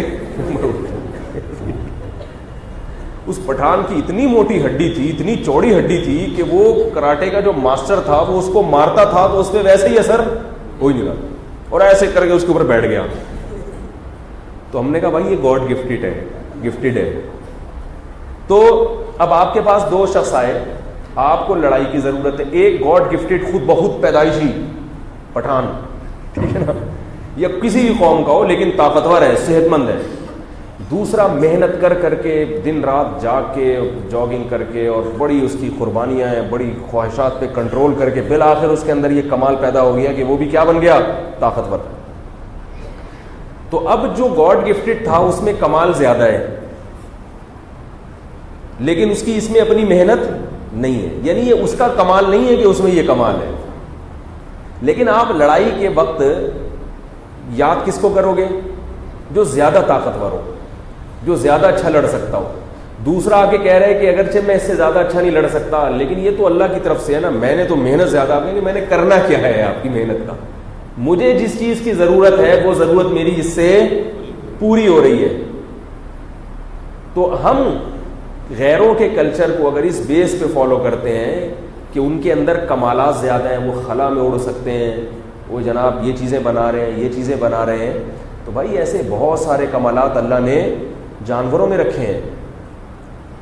آپ کو یہ بات معلوم ہونی چاہیے کہ ڈاکٹر اس بات کا, جو ماہر ڈاکٹر ہے, ہر ڈاکٹر کو ہر چیز نہیں پتہ ہوتی. وہ میں نے سیب کے چھلکے کہہ دیا تھا نا, تو اس پہ بعض لوگوں نے اعتراض کیا کہ ڈاکٹر کہہ رہے چھلکے سمیت کھاؤ, تو کھا لے چھلکے سمیت, کوئی مسئلہ نہیں ہے. لیکن ہر ڈاکٹر کو ہر چیز میں معلومات نہیں ہوتی. میڈیکل سائنس میں جو ماہر ڈاکٹر ہیں, جو اس یعنی میڈیکل سائنس کی بنیادیں کہاں سے شروع ہوئیں, اس چیز کا علم جانتے ہیں, وہ یہ بتاتے ہیں کہ 90 سے 99% دوائیں ایسی ہیں جو جانوروں کو دیکھ کر ایجاد ہوئی ہیں. کچھ اور تحقیق کرنے چلے تھے اور نتیجہ یعنی کسی اور چیز پر مطلع ہو گئے. جیسے میں نے خود ایسی ڈاکومنٹریاں دیکھی ہیں, ریچھ کے پیٹ میں درد ہوا, ایک ڈاکٹر ایک سائنٹسٹ جو ہے نا جنگل میں پہنچا تحقیق کے لیے, دیکھا ریچھ کے پیٹ میں درد ہو رہا ہے, تو اس ریچھ نے جا کے ایک جڑی بوٹی کو کھودنا شروع کیا اور وہ جڑی بوٹی کھانا شروع کی. ڈاکٹر نے نوٹ کیا کہ یہ ریچھ یہ کیوں کر رہا ہے. اس کے بارے میں جب تحقیق ہوئی تو پتہ چلا کہ اس کے اندر پیٹ کے درد کی یا پیٹ کا علاج موجود ہے, وہاں سے دوا بنی ہے. بہت ساری دوائیں ایجاد ہوئی ہیں. بندروں کو دیکھا گیا یہ اس موقع پہ کیا کرتے ہیں. آپ نے دیکھا ہوگا بلی کو گھاس کھاتے ہوئے, دیکھا ہے بلی, دیکھی ہے. کراچی میں رہتے ہیں نا تو بلی بھی پتہ نہیں دیکھی, بلی تو دیکھی ہوگی نا. بلی کبھی کبھار گھاس بھی کھاتی ہے, میں نے خود دیکھا ہے. بلی کا جب پیٹ خراب ہوتا ہے تو وہ کیا کرتی ہے, حالانکہ بلی پہ گھاس کتنی عجیب لگتی ہے, کیا خیال ہے؟ بلی اور گھاس کا کوئی جوڑ ہی نہیں ہے. اس کو کس نے بتایا بلی کو کہ تیرا پیٹ خراب ہے تو کیا کھا؟ گھاس فائبر کا کام کرتی ہے اس کے پیٹ میں جا کے. گھاس اس کے لیے ایسے ہے جیسے اس سب گول کا چھلکا. اب ہم اور آپ اگر پیٹ خرابی میں سب گول کا چھلکا کھائیں تو ہم نے حکیموں سے سنا ہے, ڈاکٹروں سے سنا ہے, ان کی بڑی ریسرچ ہے اس بارے میں, بہت عرصہ تحقیق کی, پھر جا کے پتہ چلا یار یہ ہوتا ہے, فائبر کے اتنے فائدے. اب پتہ چلا نا انسان کو فائبر, برگر نہیں کھاؤ بھائی, بغیر چنے کے آٹے کی روٹی مت کھاؤ, فائبر چاہیے انسان کو پیٹ میں. تو بلی کو کیسے پتہ چل جاتا ہے کہ میرا پیٹ خراب ہے تو مجھے کیا چاہیے؟ گھاس چاہیے. تو بہت ساری کمالات ہیں جو اللہ نے جانوروں, ہاں سارے کمالات ایک جانور کو نہیں دے دیے ورنہ وہ ہم پہ حکومت کر رہے ہوتے, پھر ہم کھوٹے سے بندھے ہوئے ہوتے اور بیل گائے گھوم رہے ہوتے. مختلف متفرق چیزیں دی ہیں. تو ہم جب کسی سے دنیا کا کوئی کام کراتے ہیں تو اس کا یہ مطلب نہیں ہوتا کہ سیدھا راستہ اس کے پاس ہے. سیدھا راستہ کس کے پاس ہے؟ صرف اللہ کے پاس. آپ صلی اللہ علیہ وسلم نے دنیا کے معاملے میں غیر مسلموں کو فالو کیا ہے, حالانکہ آپ سید الانبیاء تھے. کیسے؟ حدیث میں آتا ہے آپ صلی اللہ علیہ وسلم نے پہلے صحابہ کو منع کیا, فرمایا کہ جب ایک بچہ ہو کی پیدائش ہو تو دوسرے بچے میں وقفہ کرو. کیوں؟ اس لیے کہ پہلا بچہ کا دودھ کیا ہو جاتا ہے, اس کو صحیح طرح سے دودھ نہیں ملتا. اگر دوبارہ فوراً پریگننسی ہو جائے نا تو دودھ خراب ہو جاتا ہے, بچے کو بھرپور طریقے سے دودھ نہیں ملتا. تو آپ صلی اللہ علیہ وسلم نے وقفے کا حکم دیا. پھر آپ صلی اللہ علیہ وسلم نے واپس حکم لے لیا, فرمایا کوئی ضرورت نہیں ہے اس. کیوں؟ دلیل کیا دی؟ فرمایا اہل فارس وقفہ, جو فارسی ہے نا آتش پرست لوگ, اس زمانے میں ایران میں فارس رہا کرتے تھے, وہ فارسی بولنے والوں کو فارس کہا جاتا تھا, آگ کی پوجا کرتے تھے وہ. فرمایا وہ لوگ وقفہ نہیں کرتے اور ان کے بچوں کو, بول لو نا یار, کچھ بھی نہیں ہوتا, ان کی پھر بھی صحت برقرار رہتی ہے, لہذا ضرورت نہیں ہے. اب ڈاکٹر کیا کہتے ہیں, جو چائلڈ اسپیشلسٹ سے میں نے خود پوچھا ہے, وہ کہتے ہیں کہ بچے کے لیے 6 مہینے ماں کا دودھ بہت ضروری ہے. 6 مہینے مل گیا تو کافی ہے. 6 مہینے کے بعد ٹھوس غذاؤں کی اہمیت ماں کے دودھ سے زیادہ. تو نبی صلی اللہ علیہ وسلم نے یہ جو بات ہمیں بتائی, یہ وحی سے نہیں بتائی, بلکہ آپ صلی اللہ علیہ وسلم نے یہ بات کہاں سے معلوم کی؟ بولو بھائی, غیر مسلموں سے. کیوں؟ اس لیے کہ آپ صلی اللہ علیہ وسلم جانتے تھے کہ میں جس کلچر میں رہتا ہوں یہ امی ہیں, ان پڑھ لوگ ہیں, بدو ہیں, ان کو سائنس کا, ٹیکنالوجی کا, میڈیکل سائنس کا, حکمت کا کچھ نہیں پتا. دنیا کے معاملے میں فارس لوگ ہم سے, ارے بھائی کیا ہو گیا, وہ لوگ ہم سے آگے ہیں. تو اب صحابہ نے یہ تو نہیں کہا یا رسول اللہ آپ چونکہ فارس کو کی مثال دے رہے ہیں, کیا یہ بات آپ نے وہاں سے پتہ چلی, لہذا اب ہم انہی سے جا کے پوچھیں گے کہ نماز پڑھنی چاہیے کہ نہیں پڑھنی چاہیے, ویلنٹائن ڈے منانا چاہیے کہ, بولو نا بھائی. ان کی ترقی تو اس وقت بھی تھی لیکن اتنی زیادہ نہیں تھی. ہاں جب اسلام دنیا میں غالب آیا تو پھر مسلمانوں نے جو خاندانی ترقی کی ہے وہ ریکارڈ توڑے ہیں, پھر وہ تو بہت زیادہ ترقی کی مسلمانوں نے. اور میرا اس موضوع پر یوٹیوب پہ ایک بیان آپ کو مل جائے گا کہ مسلمان سائنسدانوں کی خدمات, اس میں نے حوالوں کے ساتھ یہ بات بتائی ہے کہ گورے اس بات کا اعتراف کرتے ہیں کہ اگر مسلم سائنٹسٹ کی ترقی نہ ہوتی تو جس ترقی پہ آج ہم ہیں اس ترقی پہ ہم 400 سال کے بعد پہنچتے. اور بعض متعصب انگریزوں نے اس بات کا بھی اعتراف کیا ہے کہ اسلام اگر دنیا میں نہ آتا تو آج دنیا میں جو آپ کو سائنسی ترقی نظر آ رہی ہے نا, اور یہ خلائی سیارے چھوڑے جا رہے ہیں اور ہواؤں میں اڑ رہے ہیں اور ہر فیلڈ میں, یہ ترقی انسان کو نہ ملتی, کیونکہ اسلام کے دنیا میں آنے سے پہلے لوگ توہم پرستی کا شکار تھے, غور و فکر کرنے کو عیب سمجھا کرتے تھے. یہ گوروں کی باتیں کر رہا ہوں, پورے حوالے موجود ہیں میرے پاس. غور و فکر, یہ روحانی ٹوپی ڈرامے والوں نے نا پوری دنیا کو یہ روال بنایا ہوا تھا, حقیقت ہے. یہ جو روحانی ڈرامے باز ہے نا, یوں کر لو تو یوں ہو جائے گا, یوں کر لو تو اس میں 99 بیماریوں کی شفا ہے اس گولی میں, کہاں سے بتایا؟ خواب آیا مجھے, اس پہ چل رہی تھی پوری دنیا. ایسا جکڑا ہوا تھا لوگوں کو, شخصیت پرستی میں لوگ مبتلا تھے. حضرت فلاں دامت برکات نے بول دیا تو بس پتھر پہ لکیر بن گیا, اس کے خلاف کوئی کر نہیں سکتا تھا, بادشاہ قتل کر دیتا تھا اس کو, کیس ہو جاتے تھے. تو جب اسلام دنیا میں آیا تو اس نے قرآن میں جگہ جگہ کیا آتا ہے, ان فی ذلک لآیات لأولی الالباب, اس میں اہل عقل کے لیے نشانیاں ہیں. افلا تتفکرون, تم غور و فکر کیوں نہیں کرتے؟ افلا تعقلون, تم عقل سے کام کیوں نہیں لیتے؟ اتنی آیتیں. میں ایک رکوع پڑھ رہا تھا, قرآن مجید کا ایک عجیب انداز ہے, ہر آیت ختم ہو رہی ہے کہیں افلا تعقلون, تم عقل سے کام کیوں نہیں لیتے, اگلی آیت افلا تتفکرون, تم غور و فکر کیوں نہیں کرتے, افلا تتذکرون, تم نصیحت حاصل کیوں نہیں کرتے, افلا تنظرون, تم دیکھتے کیوں نہیں ہو. ہر چیز میں قرآن کس کو استعمال کرنے کا حکم دے رہا ہے؟ عقل کو. اس لیے بے عقلی کی باتیں کبھی بھی نہیں کرنی چاہیے, یاد رکھو. بے عقلی کی باتیں جو کر رہے ہوں گے نا دیندار ہو کے بھی, یہ وہ لوگ ہوں گے جن کے پاس علم نہیں ہے, یہ پھینک رہے ہوں گے بیٹھ کے, بہت بڑے پھینکو ہوتے ہیں. جو بھی صحیح عالم ہوگا نا وہ کبھی بھی کامن سینس اور عقل کے خلاف بات نہیں کرے گا, کیونکہ اگر آپ عقل کے خلاف چلو گے تو پھر آپ اسلام کو پہچان ہی نہیں سکتے. نہیں آ رہی بات میرا خیال, کیونکہ قرآن جو شروع ہو رہا ہے نا, قرآن جب اللہ کے وجود کے دلائل دیتا ہے تو وہ سارے دلائل عقل کے ہیں. قرآن کہتا ہے یہ کائنات کیسے خود سے وجود میں آ گئی, ایک چیز نہیں بن سکتی, یہ کیسے وجود میں آ گئی. تو اگر آپ عقل استعمال کرو گے تو اس کا جواب دو گے نا. کیا خیال ہے؟ اگر آپ عقل استعمال نہیں کرو گے, آپ بولو کہ میرے ابا کا یہ مذہب تھا, میرے نانا یہ اس پہ چلتے تھے, میرا کلچر یہ تھا, مجھے فلاں, تو جیسے ہندو اپنے کلچر کو فالو کرتا ہے, قرآن کہتا ہے لہم قلوب لا یفقہون بہا، ان لوگوں کے میں دل ہے مگر اس میں سمجھنے کی صلاحیت نہیں ہے. اگر عقل ہوتی تو اس راستے کو اختیار کرتے جو اللہ کا راستہ ہے.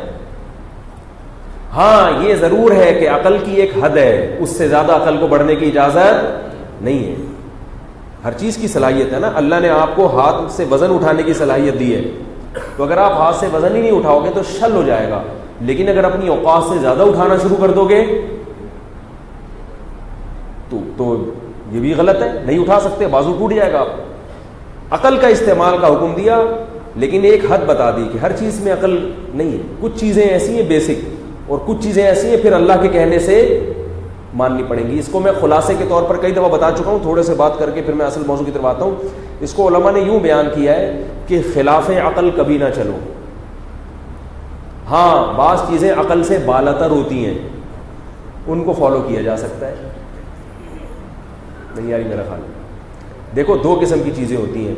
کچھ چیزیں ایسی ہوتی ہیں جو عقل کے اپوزٹ ہیں، خلاف، یعنی ہماری عقل کے دائرہ کار میں آتی ہیں اور عقل فیصلہ کر دیتی ہے کہ یہ کیا ہے، غلط. تو جو مذہب اس چیز غلط کو صحیح کہہ دے وہ مذہب کیا ہوگا، غلط ہو جائے گا، کیونکہ وہ مذہب عقل کے خلاف باتیں کر رہا ہے. تو عقل کے خلاف باتیں کرنے والا مذہب کبھی بھی صحیح، کبھی بھی اللہ کا دین نہیں ہو سکتا. کیونکہ اللہ عقل کے خلاف کیسے باتیں کریں گے؟ سب سے زیادہ عقل تو اللہ کی ہے. لیکن کبھی ایسے ہوتا ہے کہ ایک چیز عقل کے خلاف نہیں ہوتی مگر عقل سے ما وراء العقل ہوتی ہے، ہماری مینٹل اپروچ سے اوپر کی چیز ہے. اس میں اگر ہمارے پاس صحیح ہونے کی اور کوئی دلیل مل جائے تو مان لیں گے، نہیں ملے تو نہیں مانیں گے. اس کی ایک مثال دیتا ہوں. دیکھو ایک آدمی سے کوئی پوچھے کہ 2 اور 2 کتنے ہوتے ہیں، تو جواب کیا ہے، 4. اب اگر کوئی نبی آئے اور یہ کہے کہ 2 اور 2 4 نہیں ہوتے بلکہ 2 اور 2 کیا ہوتے ہیں، 5 ہوتے ہیں، تو وہ نبی جھوٹا نبی ہے، وہ سچا نبی نہیں ہے. اگر وہ کتنے ہی معجزے دکھا دے وہ، کیونکہ اس کی تعلیمات عقل کے خلاف، تو یہ اللہ پہ جھوٹ لازم آئے گا کہ 2 اور 2 کو 4 کیسے دے، یہ تو غلط ہے نا. اب اگر وہ کہے کہ تمہاری عقل غلط استعمال ہو رہی ہے، تم غلط سوچ رہے ہو، تو ہم کہیں پھر آپ کو پہچاننے میں بھی ہم غلطی کر سکتے ہیں. جب ہماری عقل اتنی موٹی بات کو نہیں سمجھ پا رہی تو پھر اس سے زیادہ پیچیدہ بات کہ آپ سچے نبی ہیں یا نہیں، اس کو کہاں سے پہچانے گی؟ یہ تو میرا خیال ہے سمجھ میں نہیں چاہیے. اچھا دوسری چیز ہوتی ہے ما وراء العقل. اس کی مثال ہے کوئی آپ سے کہے 348 کو 356 سے 6 دفعہ ضرب دو تو 2,03,85,000 جواب آئے گا. اب آپ نہ تو فوراً یہ فیصلہ کر سکتے ہو کہ صحیح جواب ہے، اور نہ یہ فیصلہ کر سکتے ہو کہ غلط. آپ کہو گے بھائی 2 اور 2 کو تو میں نے یوں کر کے دیکھا 4 آ رہا تھا، یہ 2,03,85,000 کو 688 سے ضرب 6 دفعہ ضرب دو، یعنی ضرب دے کے جو جواب آئے پھر اس کو 385 سے دوبارہ دو، پھر دوبارہ دو. یہ 3 بھائی پتہ نہیں یار جو آپ نے جواب بتایا ہے وہ صحیح ہے یا غلط، ساڑھی عقل نہیں آندہ، یہ میری مینٹل اپروچ سے اوپر کی باتیں کر رہے ہو. اب جس نے یہ جواب بتایا کہ یہ جواب 3,85,686 ہے فار ایگزامپل، تو یہ جواب صحیح بھی ہو سکتا ہے اور غلط. اس کے صحیح یا غلط ہونے کا عقل فیصلہ کر سکتی ہے، آپ کی عقل نہیں. اس کے صحیح یا غلط ہونے کا فیصلہ اس سے ہوگا کہ جو بتانے والا ہے اگر وہ ماہر ہے، وہ سچا ہے تو مان لو، بتانے والا سچا نہیں ہے تو آپ کہو آپ صحیح بھی ہو سکتے ہیں غلط بھی، پتلی گلی سے نکلو. تبھی ہم کیلکولیٹر پر چونکہ اعتماد کرتے ہیں، کیلکولیٹر پر اعتماد ہوتا ہے. کیلکولیٹر میں آپ 385 لکھو، پھر ملٹیپلائی بار 618 اس طرح کرتے چلے جاؤ، جو جواب آئے گا عقل نہیں بھی مانتی پھر بھی آنکھ بند کر کے قبول کر لو گے. آپ کو پتا ہے کہ کیلکولیٹر جھوٹ نہیں بولتا. تو یاد رکھو محمد صلی اللہ علیہ وسلم کی کوئی ایک بات بھی ایسی نہیں ہے جو عقل کے خلاف ہو. اسلام نے کوئی ایک دعویٰ بھی ایسا نہیں کیا جو عقل کے خلاف ہو. قرآن نے کوئی ایک بات بھی ایسی نہیں کی ہے جو عقل کے خلاف ہو. ہاں ایسی بہت سی باتیں ہیں جو ہماری مینٹل اپروچ سے اوپر ہے. تو اگر قرآن کا صحیح ہونا، سچا ہونا دوسرے دلائل سے ثابت ہو جائے تو پھر قرآن کی ان عقل سے بالاتر باتوں کو ماننا پڑے گا. بلکہ قرآن اور حدیث جو ہے وہ تو ہے ہی اس لیے، نبی تو آتا ہی اس لیے یہ بتانے کے لیے کہ کچھ باتیں تو تمہاری عقل میں پہلے سے ہیں، وہ سمجھانے نہیں آ رہا میں، میں وہ باتیں سمجھانے کے لیے آ رہا ہوں جو تمہاری مینٹل اپروچ سے اوپر کی ہیں. تو پھر ہم اس میں دیکھتے ہیں کہ یہ نبی سچے ہیں یا جھوٹے. اگر سچا ہونا ثابت ہو جائے تو پھر ان کی وہ باتیں ماننی پڑیں گی جو ہماری عقل سے بالا تر ہیں. سمجھ میں نہیں آ رہی میرا خیال. اب یہ جو قبر کا عذاب ہے یہ خلاف عقل نہیں ہے. لوگ کہتے ہیں یار یہ تو کچھ بھی نہیں ہوتا, جا کے دیکھو تو کچھ بھی نہیں ہے. تو اسلام نے عجیب عجیب باتیں کی ہیں. مردے کو عذاب بھی ہوتا ہے, پھر قیامت میں دوبارہ زندہ ہوں گے, حشر ہوگا, بال سے زیادہ باریک پل ہوگا. یہ ساڑی عقل نہیں آ رہا. یہ کیا بات, یہ تو معاذ اللہ اسلام کی باتیں عجیب عجیب ہیں. بھائی عجیب جب ہوتی جب اسلام یہ کہتا کہ عذاب قبر برزخ میں نہیں ہوتا, اسی زندگی میں ہوتا ہے. اس زندگی میں تھوڑی ہو رہا ہے, وہ الگ زندگی ہے اور وہ زندگی ہم نے دیکھی نہیں ہے. اللہ یتوفی الانفس حین موتها, اللہ فرماتے ہیں جیسے تم مر جاتے ہو تو اللہ تمہاری روح قبض کر لیتا ہے. واللتی لم تمت فی منامها, اسی طرح جب سو جاتے ہو تو تمہاری روح قبض ہو جاتی ہے. سوتے ہوئے آدمی کی روح پر جو حالات گزرتے ہیں, کیسے کبھی سوتا ہوا آدمی دودھ جلیبی کھا رہا ہے, مزے اڑا رہا ہے, کیا خیال ہے, اور کبھی سوتا ہوا آدمی بڑی ٹینشن میں ہوتا ہے کہ نہیں ہوتا. بعض دفعہ آپ امریکہ جانا چاہ رہے ہو, ویزا نہیں آ رہا, سوتے میں آ گیا. کئی دفعہ ایسے ہوتا ہے, لوگ سو رہے ہوتے ہیں اور آ گیا.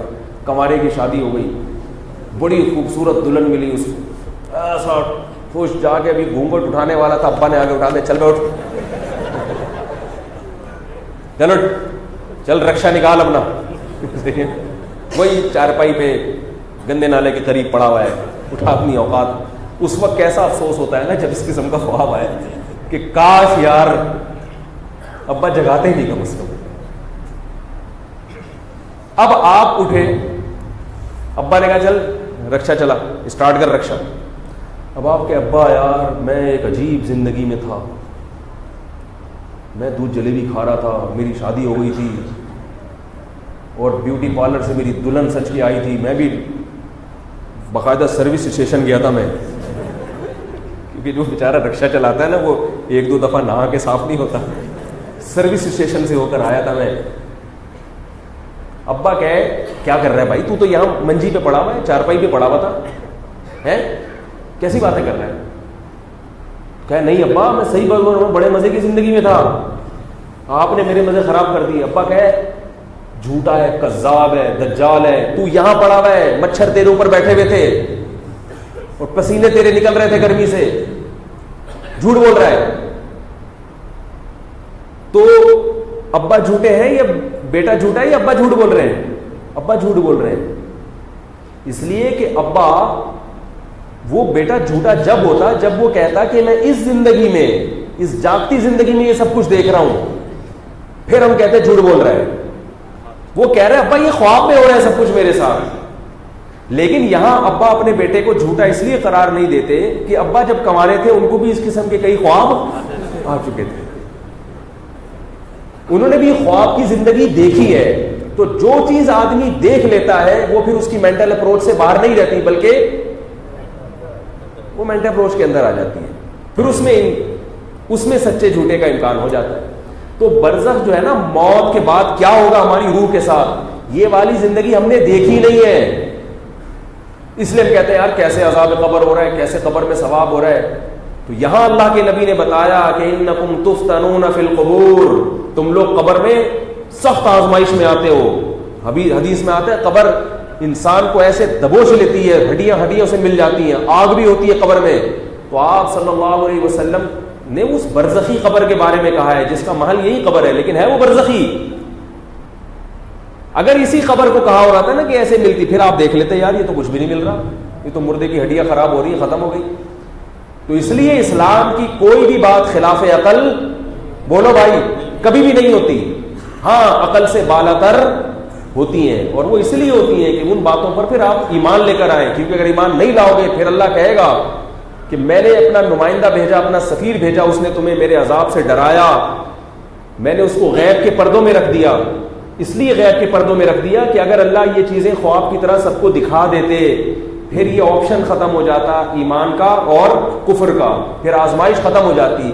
پھر کون پاگل اللہ کی نافرمانی کرتا؟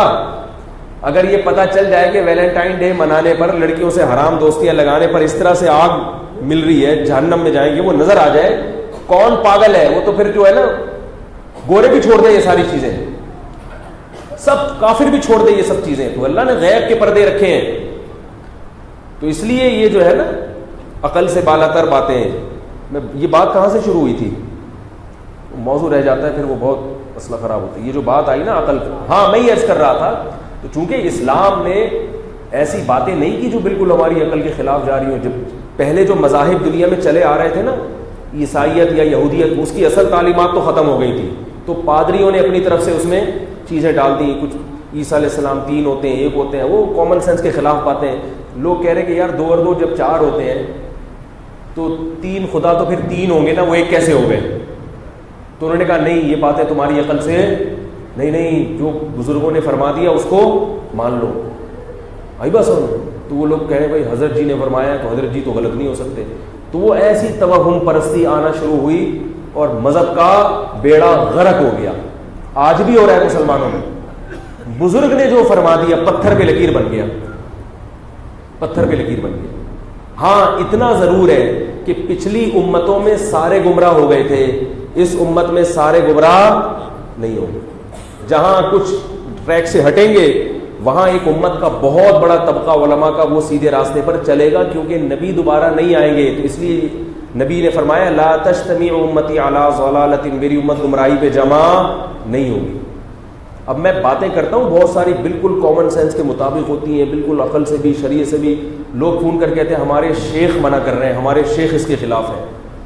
میں کہتا ہوں آپ کے شیخ میرے سر آنکھوں پہ، بھائی میں خاک کے برابر بھی نہیں ہوں، لیکن اپنی شیخ کی بولو بھائی مت مانو. قرآن و سنت کیا کہتا ہے، عقل کیا کہتی ہے، کامن سینس کیا کہتی ہے، اس کو مانو. پھر بھی اگر شیخ کی مانو گے تو یہ شریعت نہیں ہے، یہ شخصیت پرستی ہے، یہ شخصیت پرستی ہے. پچھلی امتیں اسی شخصیت پرستی کی وجہ سے گمراہ ہوئی ہیں. تو میں یہ کر رہا تھا چونکہ اسلام نے عقل کا استعمال کا حکم دیا، پھر وہ ساری توہم پرستی سے دنیا آہستہ آہستہ آزاد ہونا شروع ہوئی. مسلمان جب کوئی کام کرتے تھے لاجک کیا ہے اس کی، اس میں پاگل لوگ بھی تھے، روحانی ٹوپی ڈرامے بھی چل رہے تھے ساتھ ساتھ، جو اب بھی چل رہے ہیں. اب میرے پاس جو کال آتی ہے نا، اب دیکھو اسلام نے عقل کی بنیاد رکھی. گورے اس بات کا اعتراف کر رہے ہیں، گورے اس بات کا اعتراف کرتے ہیں کہ اسلام دنیا میں آنے کے بعد گوروں نے رومیوں نے، یہ رومی تھے نا گورے، انہوں نے مسلمانوں سے سیکھا کہ بھائی یہ توہم پرستی کی زندگی سے آزاد ہو. اور پھر صفائی ستھرائی انہوں نے مسلمانوں سے سیکھی ہے. مسلمانوں کو نہاتا ہوا دیکھتے تھے، مسلمانوں میں صفائی ستھرائی وہاں سے سیکھی ہے.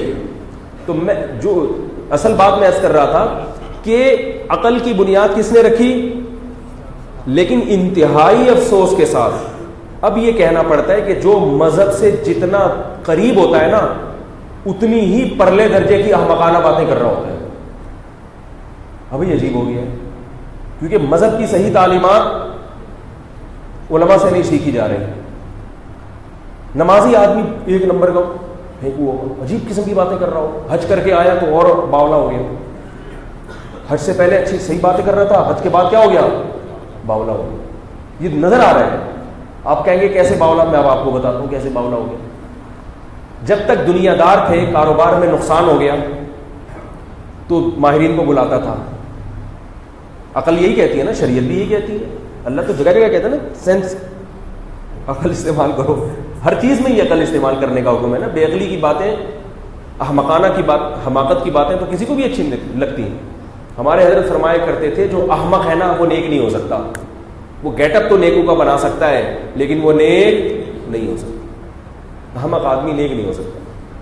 اب آپ کیا کرتے ہیں کہ جی جب تک حج نہیں کیا تھا، داڑھی نہیں رکھی تھی، تبلیغ میں وقت نہیں لگا تھا، خانقاہ سے نہیں جڑے تھے، بالکل لبرل تھے، سیکولر تھے، تو کوئی کام جب ہو جاتا تھا تو دیکھتے تھے یہ مجھے کوئی نقصان ہو جاتا تھا تو نقصان کے اصل جڑ تک پہنچنے کی کوشش کرتے. گھر میں چوری ہو گئی، CID والوں سے رابطہ کرتے تھے.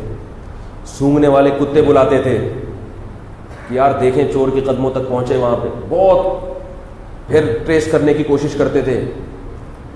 دوبارہ چوری ہو گئی، کیوں ہوئی ہے، کاروبار میں نقصان ہو گیا، کیا مسئلہ تھا.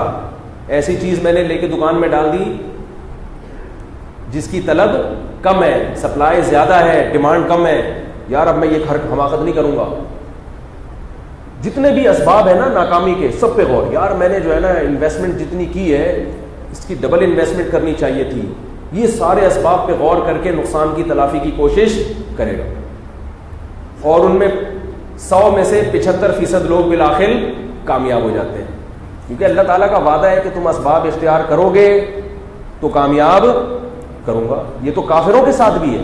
انہوں نے جو اتنی ترقی کی ہے اس کی وجہ یہی ہے نا کہ وہ جب ناکام ہوتے ہیں تو ناکامی کے اسباب دیکھتے ہیں کہ یار یہ کیوں. آپ کو پتہ ہے چند سال پہلے سائنسدانوں کو خلائی سفر پہ بھیجا، وہ راکٹ تباہ ہو گیا. جب وہ راکٹ تباہ ہوا ہے نا تو پھر دوبارہ نہیں بھیجا اب تک.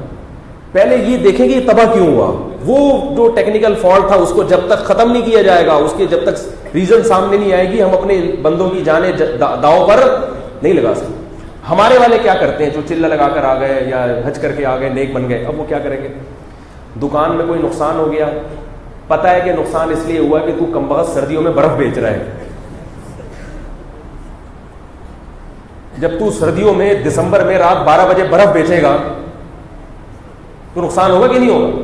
تو جواب نقصان کیوں ہوا؟ اصل میں مسئلہ یہ ہے کہ وہ حضرت جی ہیں ہمارے دامت برکاتہم، بہت ٹائٹ، ان سے سر پہ ہاتھ نہیں پھروایا تھا میں نے. فلاں کی بددعا لگی ہے، فلاں نے ہاتھ نہیں پھروایا تھا، فلاں سے یہ ہو گیا تھا، کسی نے کچھ کر دیا ہے، اسے مسور کی دال رکھ کے چلا گیا تھا وہ. اور ان چیزوں میں تو ہوتا ہے، تو حدیث سے ثابت ہے، حدیثوں کے حوالے بھی پھر یاد ہوں گے. حدیث سے کیا جنات حدیث سے ثابت نہیں ہے؟ پھر مجھے کہتے کیا جنات کا قرآن میں نہیں سورہ جن پوری جنات نے چوری کی؟ ایک صاحب کا میرے پاس فون آیا کہ میرے گھر سے لاکر سے پیسے غائب ہوئے ہیں اور کوئی بھی چور نہیں ہے، تو مجھے پورا یقین ہے کہ جنات نے غائب کیے ہیں، کیونکہ کنڈیاں بھی اندر سے لگی ہوئی ہیں. کوئی باہر کا بندہ ہوتا اور گھر میں کوئی بھی الحمدللہ ایسا نہیں ہے جس پہ میں شک کروں، باہر سے تو کوئی آ نہیں سکتا. تو یہ حضرت کوئی جن ون کا کیس ہے. میں نے کہا اللہ کی قسم جن نہیں ہے، یا تو کوئی گھر کا چور ہے یا کوئی باہر سے ایسے ٹیکنیکل طریقے سے اس نے کام کیا ہے، کیونکہ وہ آپ کو اگر کام آتا تو آپ بھی چور ہوتے نا، تبھی تو آپ پکڑ نہیں پا رہے کہ یار کیا ہوا ہے. وہ تو ٹیکنیک ہوتی ہے. کہہ رہے اب دیکھو، کہہ رہے جن کیوں نہیں ہو سکتے؟ کیا جنات نہیں ہے؟ کیا جنات یہ کام نہیں کر سکتے؟ میں نے کہا پھر جن سے پوچھ لے جا کے بھائی، مجھے کیوں فون. میں نے کہا تمہارے مقدر میں یہ ہے کہ چوریاں ہوتی رہیں گی، تم اس کے اصل اسباب تک پہنچنے کی کوشش مت کرنا اور جن پہ کیس ڈال دینا. جاؤ عاملوں کے پاس، وہ کوئی چڑیل نکالے گا، پھر خون کی چھینٹیں لگا دے گا، پھر یہ کر دے گا، پھر وہ کر دے گا. تم کبھی ترقی کر ہی نہیں سکتے. میں نے کہا تمہاری، مجھے تو پھر غصہ آ جاتا ہے ایسے موقع پہ. لوگ پھر کہتے بھی آپ کے اخلاق کیسے ہیں؟ تو اس معاملے میں ہمارے اخلاق، تمہاری قسمت ہی خراب ہے. ہوتا ہے نا کہ ایک آدمی کی کہتے ہیں تو نہیں سدھر سکتا، کیونکہ یہ جب ایک دفعہ گھس جائے نا دماغ میں عقیدت، یہ نہیں نکلتی پھر. توہم پرستی جو ہے نا یار، وہ کہیں نہ کہیں قلابیں ملاتا رہتا ہے. کسی نے کچھ کر دیا، مسلمان اگر نیک لوگ راکٹ بھیجتے آسمان پہ سائنسدانوں کو بٹھا کے، اوپر جا کے تباہ ہو جاتا، دوبارہ اگلے دن بھیجتے. کہتے وہ اس میں سورہ یاسین کا ختم نہیں ہوا تھا.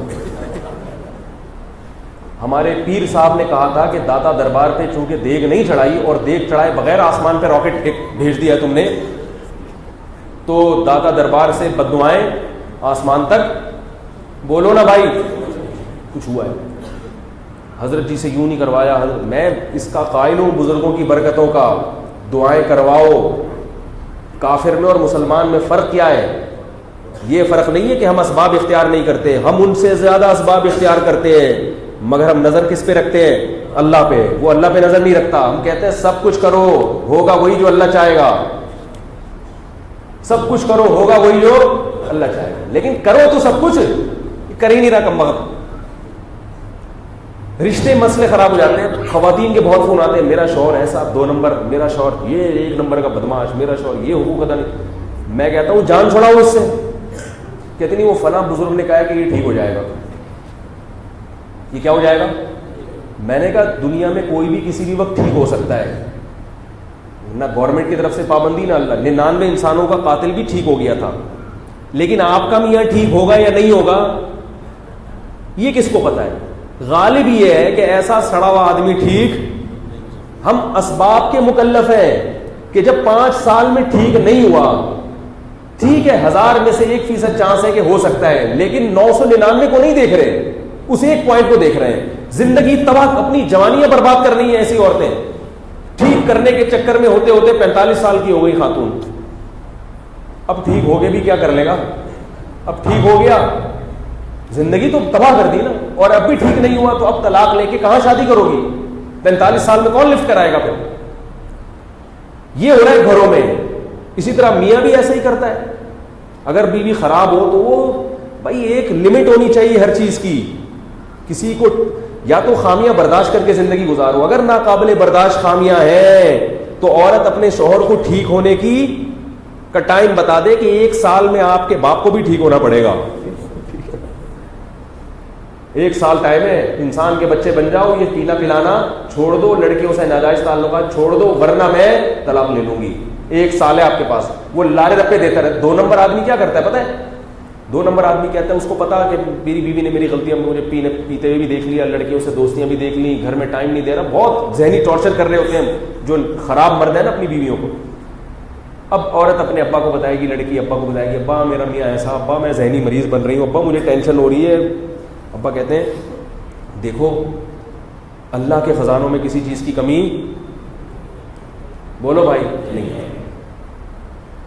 ہم اس کو سمجھاتے ہیں پہلے اسٹیپ میں تو یہ ٹھیک ہے کہ بھئی اس کو ہم سدھارنے کی کوشش کریں. ٹھیک ہے جی، پہلی دفعہ میں یہ بات صحیح ہے. سدھارنے کے لیے تبلیغ والوں سے رابطہ کہ یار ہمارا داماد ہے، ذرا اس کو بھی کبھی کبھار فیروزے میں لے جاؤ. پورا زور لگا لیا، اس کو بھی بٹھا کے جرگہ بٹھا دیا، یار انسان کا بچہ بن جا، میری بیٹی ذہنی مریض بن رہی ہے، اللہ کا واسطہ. تو ایک حد ہونی چاہیے نا. 1 سال دیکھ لیا کہ بھائی نہیں بن رہا انسان کا بچہ. اب ایسے کیس جب میرے پاس آتے ہیں تو لڑکیاں، خواتین کیا کہتی ہیں، میرے والد صاحب کہہ رہے ہیں کہ اللہ کی رحمت سے مایوس مت ہو. ایسے موقع پہ اللہ کی رحمت سے مایوس ہونے کا یہ مطلب نہیں ہے کہ آپ ہر آدمی کے بارے میں فرض کر کے بیٹھ جائیں کہ یہ ٹھیک ہو جائے گا. بھائی عین ممکن ہے ہو جائے، نہیں ہوا تو کیا ہوگا؟ 1 سال بہت ہوتا ہے. چلو 1 سال نہیں 2 سال انتظار کر لیا، 3 سال انتظار کر لیا اس بندے کے ٹھیک ہونے کا، نہیں ہو رہا. اس کا مطلب کیا ہے؟ عقل کیا کہتی ہے؟ اسباب کی دنیا میں ٹھیک ہونے کا چانس نہیں. ہو جائے اللہ کی قدرت، تو اللہ تو چاہے تو وہ کسی کو بھی ہدایت دیتے. لیکن ہم کس کے مکلف ہیں؟ ایک صاحب مجھے کہنے لگے یار اللہ نے چاہا تو ہو جائے گا. میں نے اللہ نے نہیں چاہا تو پھر آپ کو پہلے سے پتا ہے کہ اللہ اس کو ٹھیک کرنا چاہے گا. کیسے بتائیں یار؟ یہ ہوتا ہے کہ دینداروں میں کہ نہیں ہوتا؟ بے دین آدمی نہیں کرے گا. یہ بے دین آدمی فوراً فیصلہ کرے گا بھائی انسان کا بچہ بنا اور تھپڑ لگا کے طلاق لے گا اس سے. دیندار کیا کہے گا؟ نہیں، یوسف علیہ السلام کا بیٹا بھی تو مل گیا تھا نا اتنے سالوں کے بعد، تو مجھے بھی میرا داماد صحیح ہو کے دوبارہ مل جائے گا. وہ بھائی یوسف علیہ السلام کا جو اپنے والد کو مل گئے تھے تو یعقوب علیہ السلام کے پاس تو صبر کے علاوہ کوئی آپشن ہی نہیں تھا نا. وہ کیا کرتے؟ نہیں بھی ملتا تو بھی یہی کرتے. وہ اللہ نے اپنی رحمت کی بیٹے کو ملا دیا. لیکن ہر گمشدہ ضروری نہیں کہ مل بھی جائے. اب آپ اس وجہ سے بچوں کو بے احتیاطی چھوڑ دیں کہ جیسے یوسف علیہ السلام گم گئے تھے تو آخر مل ہی گئے تھے، تو میرا بچہ بھی اگر گم گیا تو نیلی چڈی میں یہ پیلی نیکر سے اعلان ہوگا کہ ایک بچہ مسجد میں ملا ہے نیلے رنگ کی نیکر پہلے میں، جن کا بچہ آگے لے جائے. ایک مولوی صاحب اعلان کر رہے تھے جن کا بچہ آگے لے جائیں. گاؤں دیہاتی گیا، اسے بولے جن کا بچہ یہاں کیا کر رہا ہے بھائی، انسانوں کے بچے کے اعلان کیا کرو. تو اب کیا ہوتا ہے کہ نہیں بھائی، میں ایسے کیسز جانتا ہوں کہ بیٹی کو بالکل پاگل بنا دیا. 20 سال باپ نے صبر کیا اپنے نالائق داماد، 20 سال صبر کیا کہ اب صحیح ہو جائے گا، اب صحیح، اور بیٹی کی جوانی برباد کر. 20 سال کے بعد مجھ سے آ رہے مشورے لیے کیا کروں. ابھی بھی ان کو امید ہے شاید داماد صحیح ہو جائے. میں نے کہا فوراً طلاق لو، اس سے فوراً طلاق لو. تو کہہ رہے نہیں طلاق سے تو اللہ کا عرش ہلتا ہے. میں نے کہا یہ جو آپ کی بیٹی بیچاری ہل گئی ہے، اس کی جو زندگی تباہ، کو نفسیاتی گولیاں کھا رہی ہے وہ، اور اب اس کی دوبارہ شادی کا امکان بھی ختم ہو گیا. اب اس بیچاری پاگل سے کون شادی کرے گا؟ وہ جس کو پتہ چلے گا یہ سائیکیٹرک کے پاس جاتی ہے اور گولیاں کھاتی ہے، ہر آدمی پیچھے ہٹے گا. یہ جو زندگی بیٹی کی تباہ کر دی.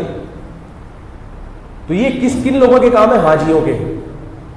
حج کر کے آئے تھے، دیندار بن گئے. علم مضبوط نہیں ہے تو کہاں جانا شروع کر دیا؟ شریعت کا غلط استعمال. یہ جو قرآن میں آتا ہے نا کہ اللہ کی رحمت سے مایوس نہ ہو, اس کا صحیح مطلب کیا ہے؟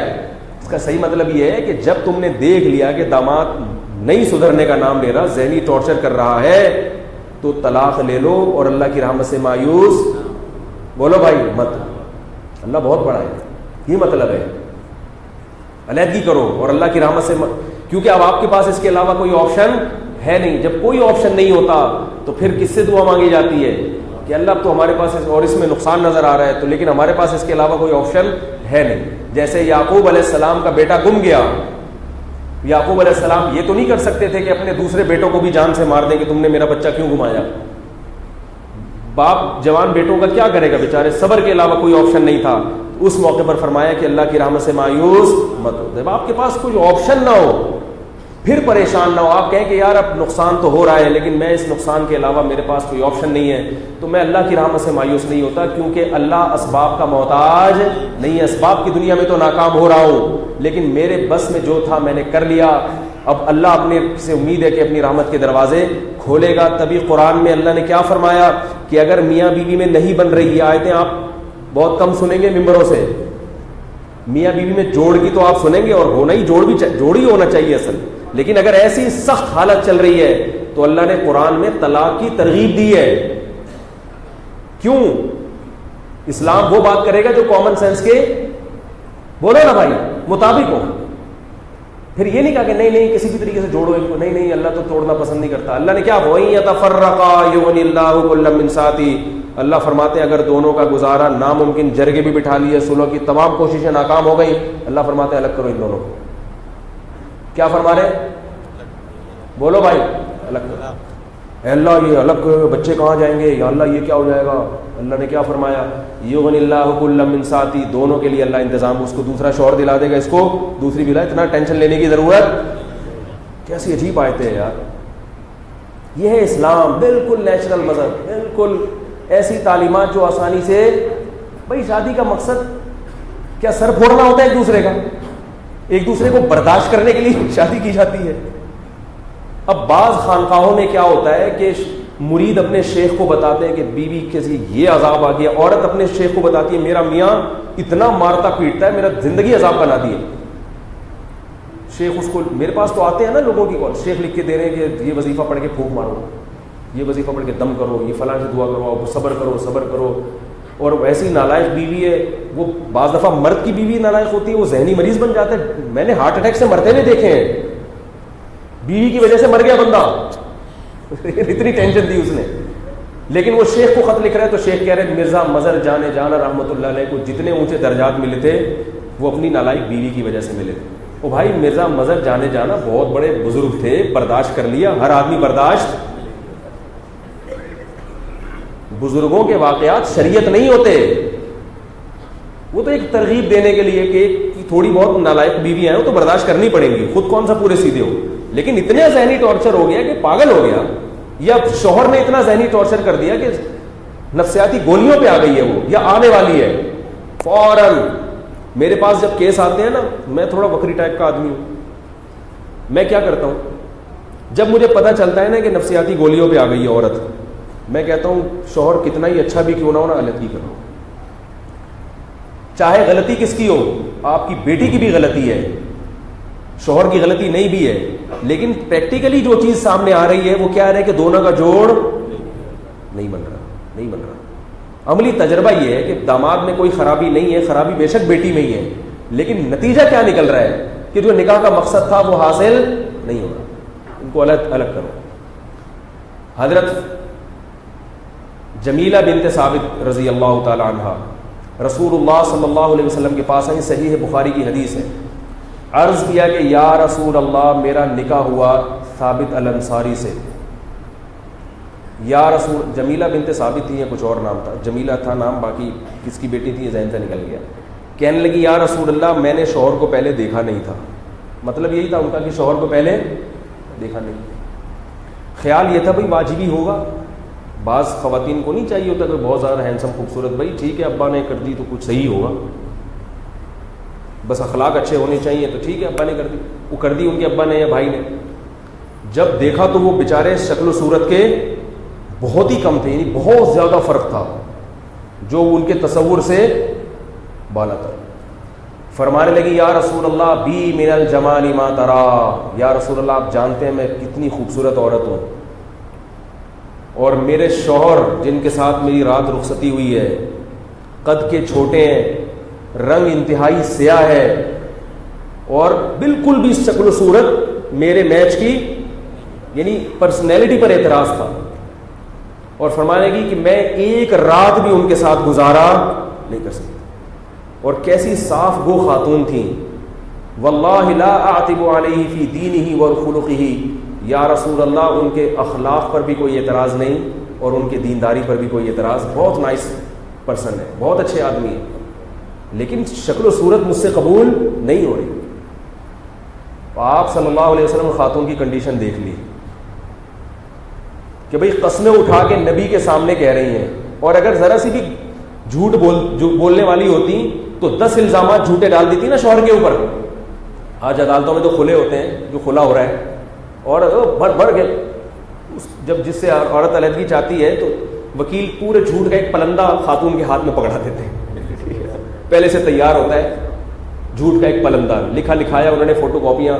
اس لیے وکیلوں کا جنت میں جانا اللہ کرے چلے جائیں، لیکن بظاہر بڑا مشکل لگ رہا ہے. کیونکہ اب ایک عورت کسی کی بیوی ہو، آپ نے غلط کیس کی بنیاد پر طلاق لے کے کسی اور سے شادی کرا دی تو وہ زنا ہوگا کہ نہیں ہوگا؟ تو یہ زنا وکیلوں کے کھاتے میں جائے گا کہ نہیں جائے گا؟ اور وہ جج نے جو غلط فیصلہ کیا، جو وکیل نے اس کو غلط پٹیاں پڑھا کے غلط فیصلہ لے لیا، بلکہ جج سے زیادہ وکیل ذمہ دار ہوتا ہے، کیونکہ کیس بنانے والا وکیل ہوتا ہے. اس لیے وکیلوں کو اللہ کے عذاب سے ڈرنا چاہیے. خاتون سے پوچھے تو سچی سچی باتیں وہ لکھو. تو نبی صلی اللہ علیہ وسلم یقیناً جانتے تھے کہ یہ ایک ایک لفظ کیا کہہ رہی ہیں، بالکل سچ کہہ رہی ہیں. ایک ایک لفظ سچ ہے، ایک بھی جھوٹ نہیں ہے، کیونکہ مبالغہ نہیں کر رہی ہیں. اگر ورنہ جھوٹے الزام لگا دیتی، کہہ رہی ہیں مجھے اللہ کی قسم ان کے دین پر کوئی اعتراض نہیں، ان کے اخلاق پر کوئی، کردار پر کوئی اشکال نہیں ہے، لیکن آپ جانتے ہیں میں بہت خوبصورت عورت ہوں، اور وہ شکل و صورت کے لحاظ سے بہت ہی کم درجے کے ہیں، اللہ کی قسم گزارا نہیں ہو سکتا. اور ایسے بڑے پیارے الفاظ کہے انہوں نے، اکرہ الکفر فی الاسلام، یا رسول اللہ میں اسلام میں کافروں والے کام کروں یہ مجھ سے نہیں ہوتا. کیا مطلب؟ مسلمان عورت ہمیشہ اپنے شوہر سے محبت کرتی ہے، اس کو سر کا تاج بناتی ہے، اس کو گھر کا سربراہ بناتی ہے، اس کی خدمت میں فخر کرتی ہے.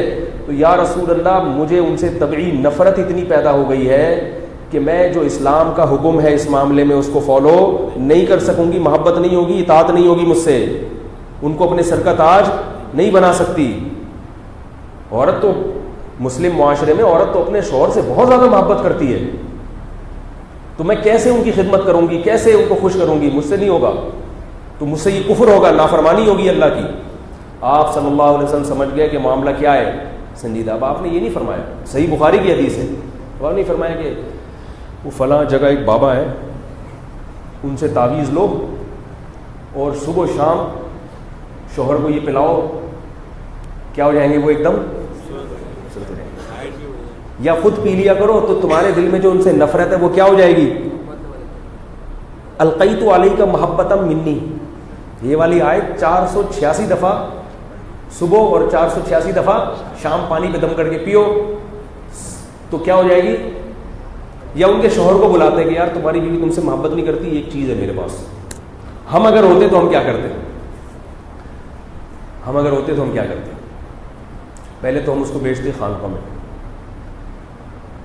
خانقاہ کا میں خلاف نہیں ہوں، یا میں خود بھی جو کچھ ہوں خانقاہ کی وجہ سے ہوں، کہیں میری باتوں کو نیگیٹو نہ لے جائے کرے. نہ میں تبلیغ، میری اوقات کیا ہے کہ میں تبلیغ کے خلاف بولوں، میں خانقاہ کے خلاف بولوں، میری اوقات کیا ہے؟ تو اللہ نے ستاری کا معاملہ کیا ہوا ہے تو آج ہم بیٹھے ہوئے لوگوں کے سامنے. بات یہ ہے کہ جس چیز کے جو فائدے ہیں وہ لو، اور جو سائیڈ افیکٹ ہوتے ہیں نا ان سے بچو. ہمارے یہاں فائدوں کے ساتھ ساتھ سائیڈ افیکٹ بھی آ رہے ہیں، نقصان کی چیزیں بھی آ رہی ہیں. تو اب کیا ہے کہ وہ روحانیت کے نام پہ کیا ہوتا، یہ القیت علیک محبتا منی، ان کے شوہر کو پلا، ان کی بیوی کو پلا دیا جائے تاکہ ان کے دل میں اپنے شوہر کی. لیکن آپ صلی اللہ علیہ وسلم نے اسباب کو دیکھا، ظاہری اسباب. ان خاتون نے دلائل دیے، دلائل کے انبار لگا دیے. یہ نہیں کہا کہ میرے شوہر بدصورت ہیں. بھائی ہر ایک کا شوہر تھوڑی خوبصورت ہوتا ہے. اتنی دلیل کافی نہیں ہے.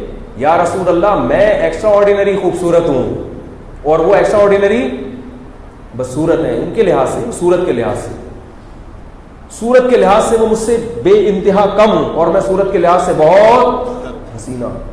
کیسے ہو سکتا ہے؟ پھر صرف صورت نہیں, ان کا قد بھی ایسا, ان کی ہائٹ, یہ سب چیزیں. تو آپ صلی اللہ علیہ وسلم نے گراؤنڈ ریئلٹی کو دیکھ کے فیصلہ کیا ہے کہ ان کو ساتھ رہنا چاہیے یا ان میں بولو بھائی علیحدگی. تو ہمارے نبی نے ہم کو کیا سکھایا کہ فیصلہ کرتے ہوئے جھاڑ پھونک, رقیہ, دم, درود, خانقاہ, دم, سر پہ ہاتھ اور جن, چڑیل, بھوت. یہ نہیں کہ اصل میں کچھ جب شادی ہو گئی تھی تو اس وقت تو یہ نہیں باتیں کری تھی, ابھی پڑوس کچھ کیا ہے کسی نے.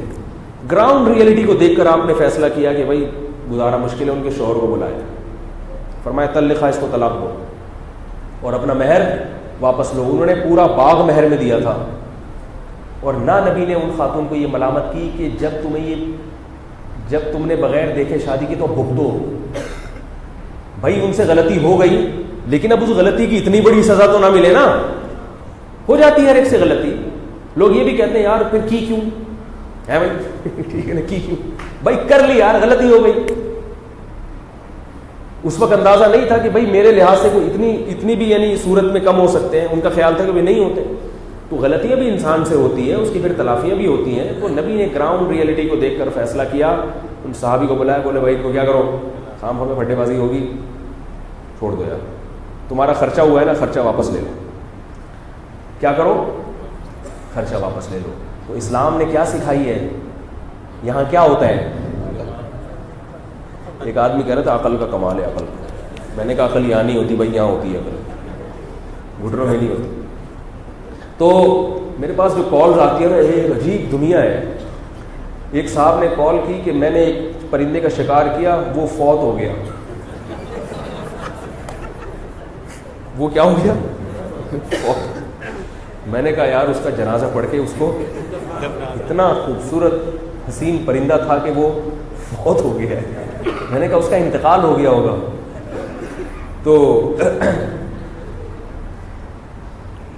تو میں یہ عرض کر رہا تھا کہ اسلام نے اس زمانے میں جب نبی صلی اللہ علیہ وسلم صحابہ کو یہ سب چیزیں سکھا رہے تھے, تو اس زمانے میں پوری اسلامی دنیا کے علاوہ جتنے لوگ تھے وہ کیا تھے, تو وہ عیسائیت میں طلاق پر پابندی لگائی گئی تھی. نہیں, بس اللہ نے جوڑے آسمان پہ بنائے, سر پھوڑو ایک دوسرے کا مگر رہو, ٹھیک ہے نا.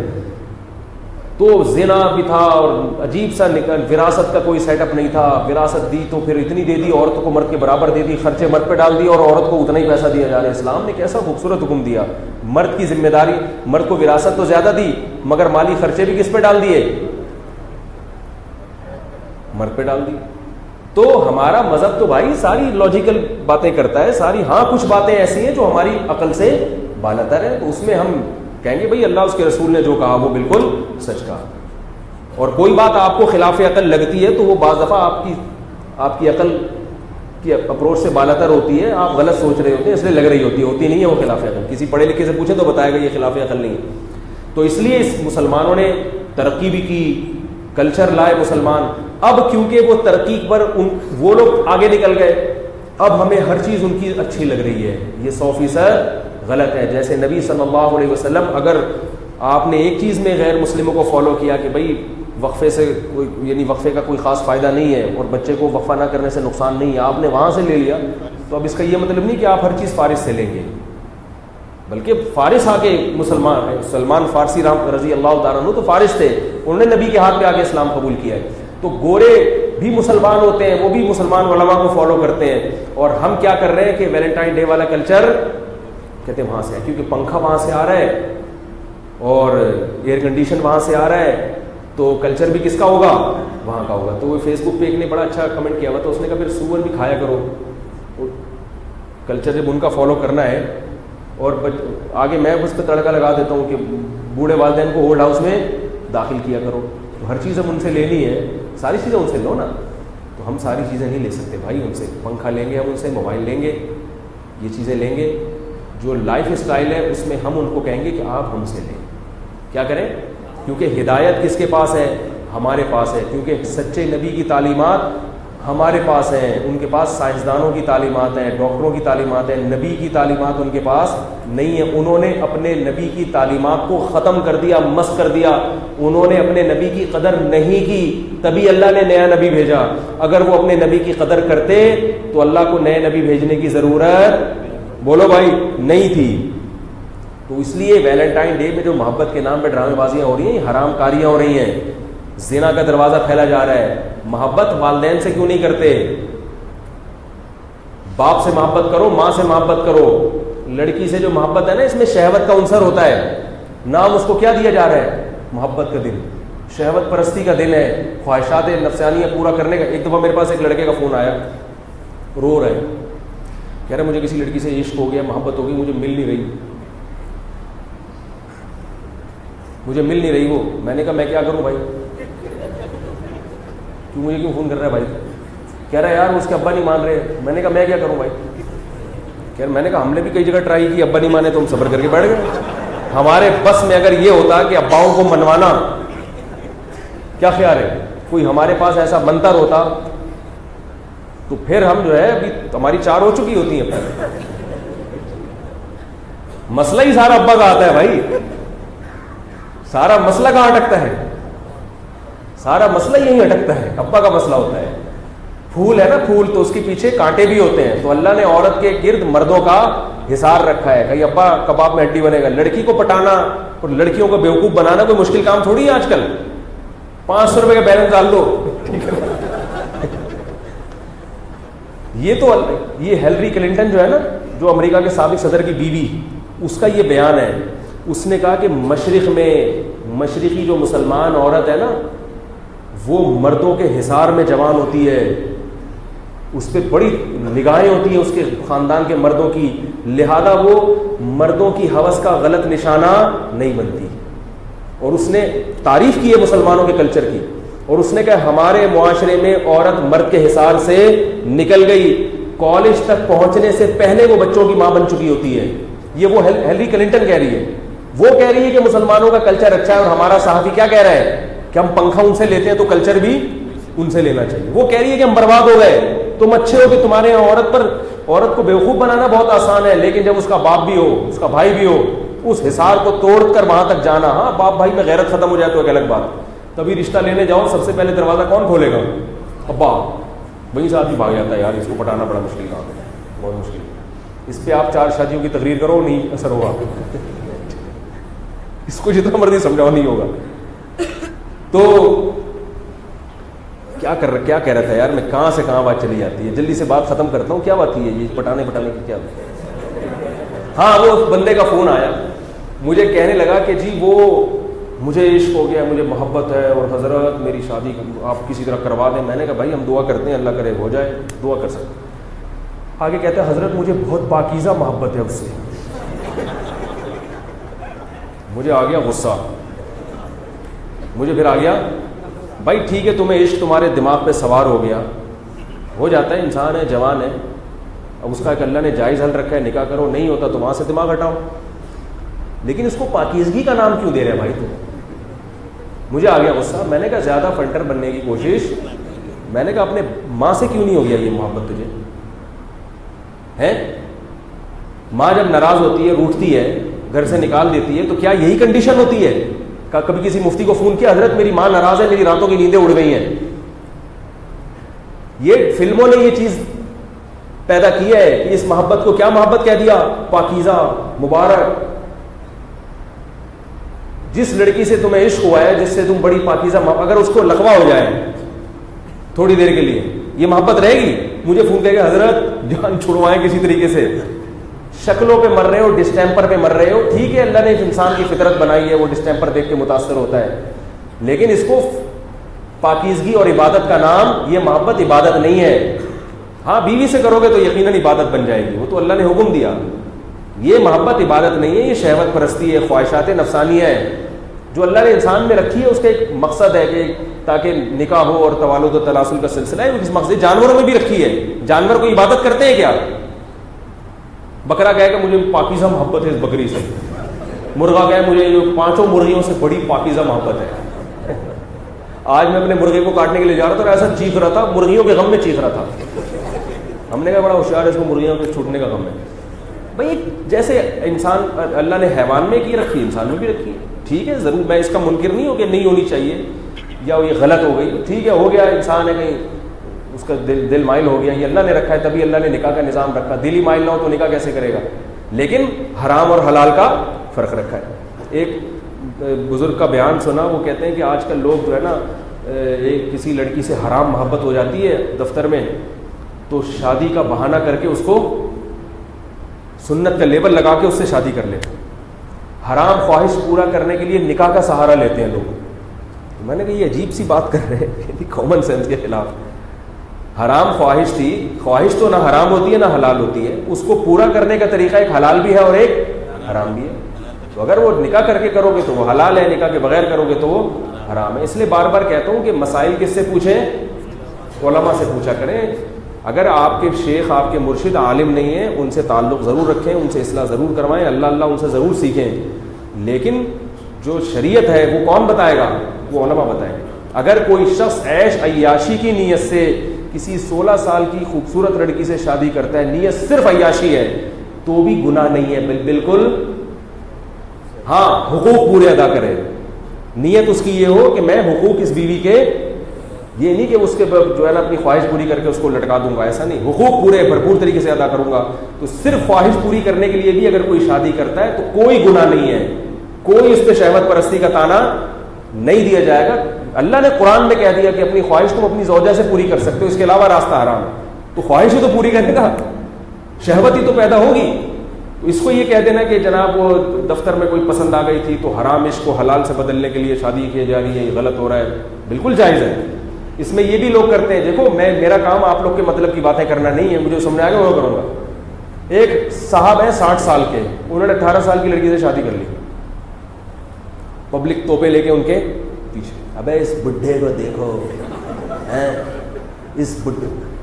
تو کسی بزرگ نے بھی ان کے خلاف بیان دے دیا, یار اس بڑھاپے میں, ان کی پہلی بیوی مر گئی تھی بیچاری کی اور بچے جوان تھے, اس جوان بیٹیاں اور جوان بیٹوں کے سامنے 18 سال کی لڑکی سے شادی کرتے ہوئے شرم نہیں آتی, رونے لگے ایسے جیسے بھی رو جائیں گے. میں نے کہا آپ کو کیوں تکلیف ہو رہی ہے؟ تکلیف لڑکی کو ہونی چاہیے نا جو کر رہی ہے. جب اس کے ہاں 60 سال کا رشتہ آیا 16 سال کی لڑکی کے ہاں, تو لڑکی کو کہنا چاہیے تھا ابا مجھے یہ, اور لڑکی مجھے فون کر کے پوچھتی تو میں بھی منع کرتا, یار آپ کیوں 60 سال کے آدمی سے کر رہی ہیں, آپ کی ایج کا کافی فرق ہے. لڑکی کے ابا کو بھی منع کرنا چاہیے. لیکن اگر وہ نہیں کر رہے تو 60 سال والے کو قطعاً منع نہیں کرنا چاہیے. انسان نکاح میں ہر آدمی اپنا فائدہ دیکھتا ہے, اور وہ جو لڑکی والے کر رہے ہیں 16 سال, یقیناً ان کو کوئی مجبوری ہوگی. اگر ان کو کوئی جوان مل رہا ہوتا تو وہ 60 سالہ بزرگ سے بولو بھائی نہیں کرتے. یہ وہ لڑکیاں کرتی ہیں جو مجبور ہیں غربت کی وجہ سے. تو جو بھی یہ کہتا ہے نا کہ انہوں نے یہ 60 سالہ آدمی نے 18 سال سے کیوں کی, میں نے کہا کہ اگر آپ اس 18 سالہ لڑکی کا کوئی دوسرا رشتہ بتا دیتے تو قتل نہیں کرتے. وہ بیوقوف نہیں ہے, وہ کوئی بھی نکاح کے معاملے میں ایسے بیوقوف نہیں بن جاتا, جبکہ اس کے باپ بھی راضی ہو, بھائی بھی راضی ہو. چلو لڑکی کے بارے میں کہا جا سکتا ہے کہ بیوقوف بنا لیا, لیکن باپ کو کیسے بیوقوف بنا لیا؟ تو اس لیے شریعت کیا کہتی ہے, بھائی آپ کو جہاں رشتہ اچھا ملے کر لیں آپ. اور ان کو یہ کہہ رہی ہے کہ آپ اپنا فائدہ دیکھیں. اگر آپ کو یہ 60 سالہ سمجھ میں نہیں آ رہا تو آپ جوان کی طرف جائیں. اور میں بھی مشورہ یہ دوں گا, بھائی جوان سے کرو شادی, کیوں کر رہی ہو بوڑھے سے؟ تو ملامت اس کو کرنی چاہیے, اس 60 سالے کو نہیں کرنی چاہیے. اس کو تو کہنا چاہیے یار کہاں سے ملا, ہم بھی بتا دیتے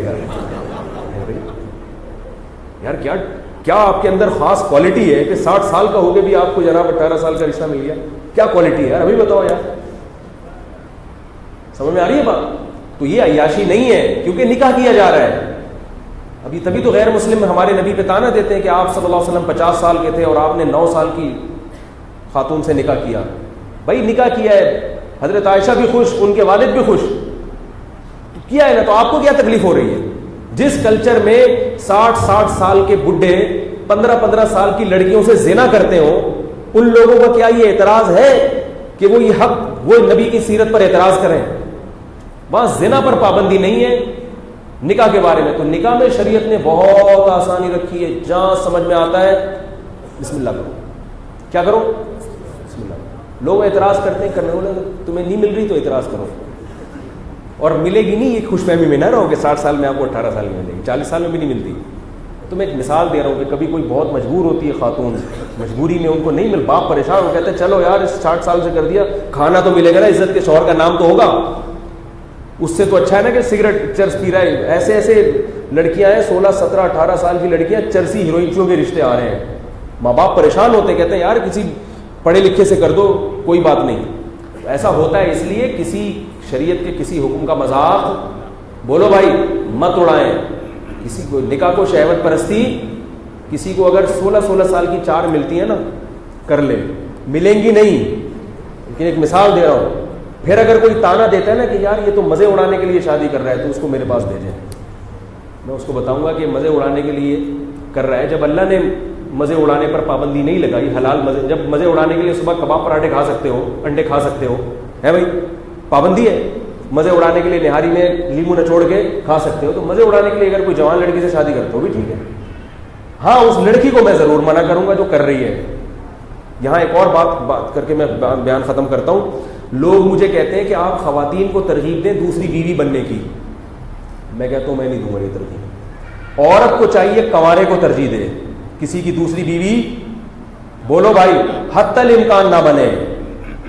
خلط مت نہ کیا کریں میری تقریروں کو. میرے پاس خاتون کا فون آیا کہ میں ایک بندے کی دوسری بیوی بننا چاہتی ہوں. تو کیوں کنوارے مر گئے ہیں کیا؟ منع کرتا ہوں کہ نہیں آپ خود ہی تو 4 شادی کی ترغیب دیتے. میں تو مردوں کو دیتا ہوں، آپ کو تھوڑی دے رہا ہوں.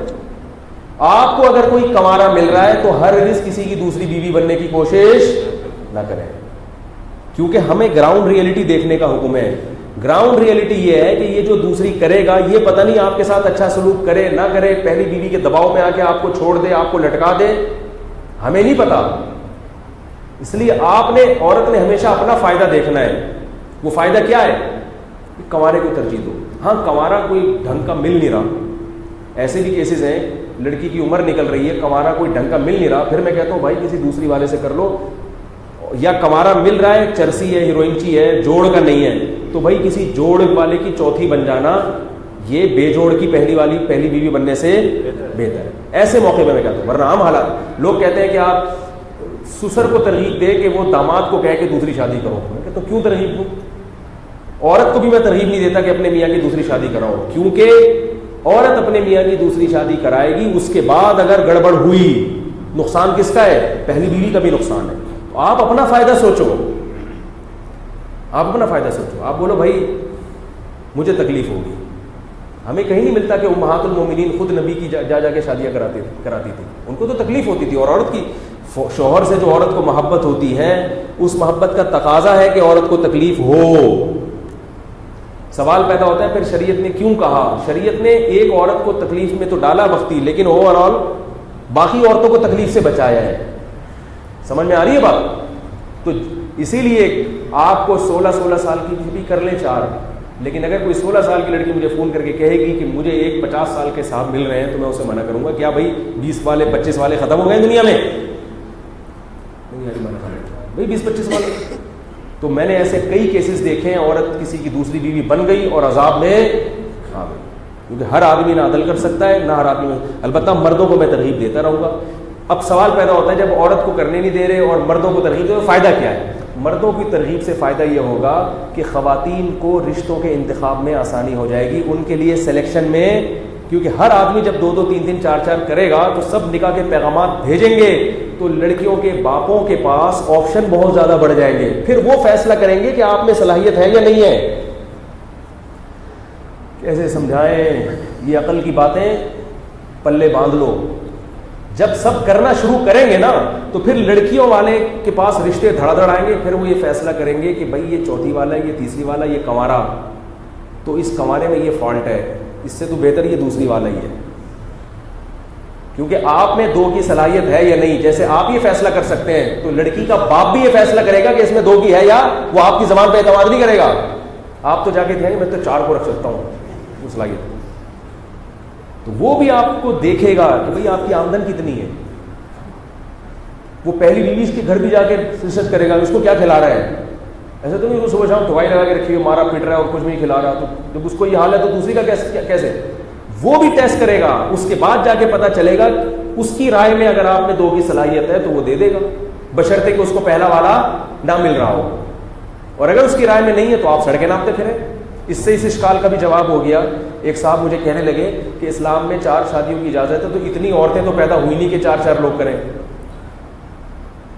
بھائی ہر آدمی 4 کر ہی نہیں سکتا, ایک کے مقابلے میں 4 عورتیں تھوڑی پیدا ہو رہی ہیں. ڈبل بھی ریشو نہیں ہے, یعنی اتنا بھی ریشو نہیں ہے کہ مردوں کے مقابلے میں عورت کی آبادی دگنی ہو, ایسا بھی نہیں ہے.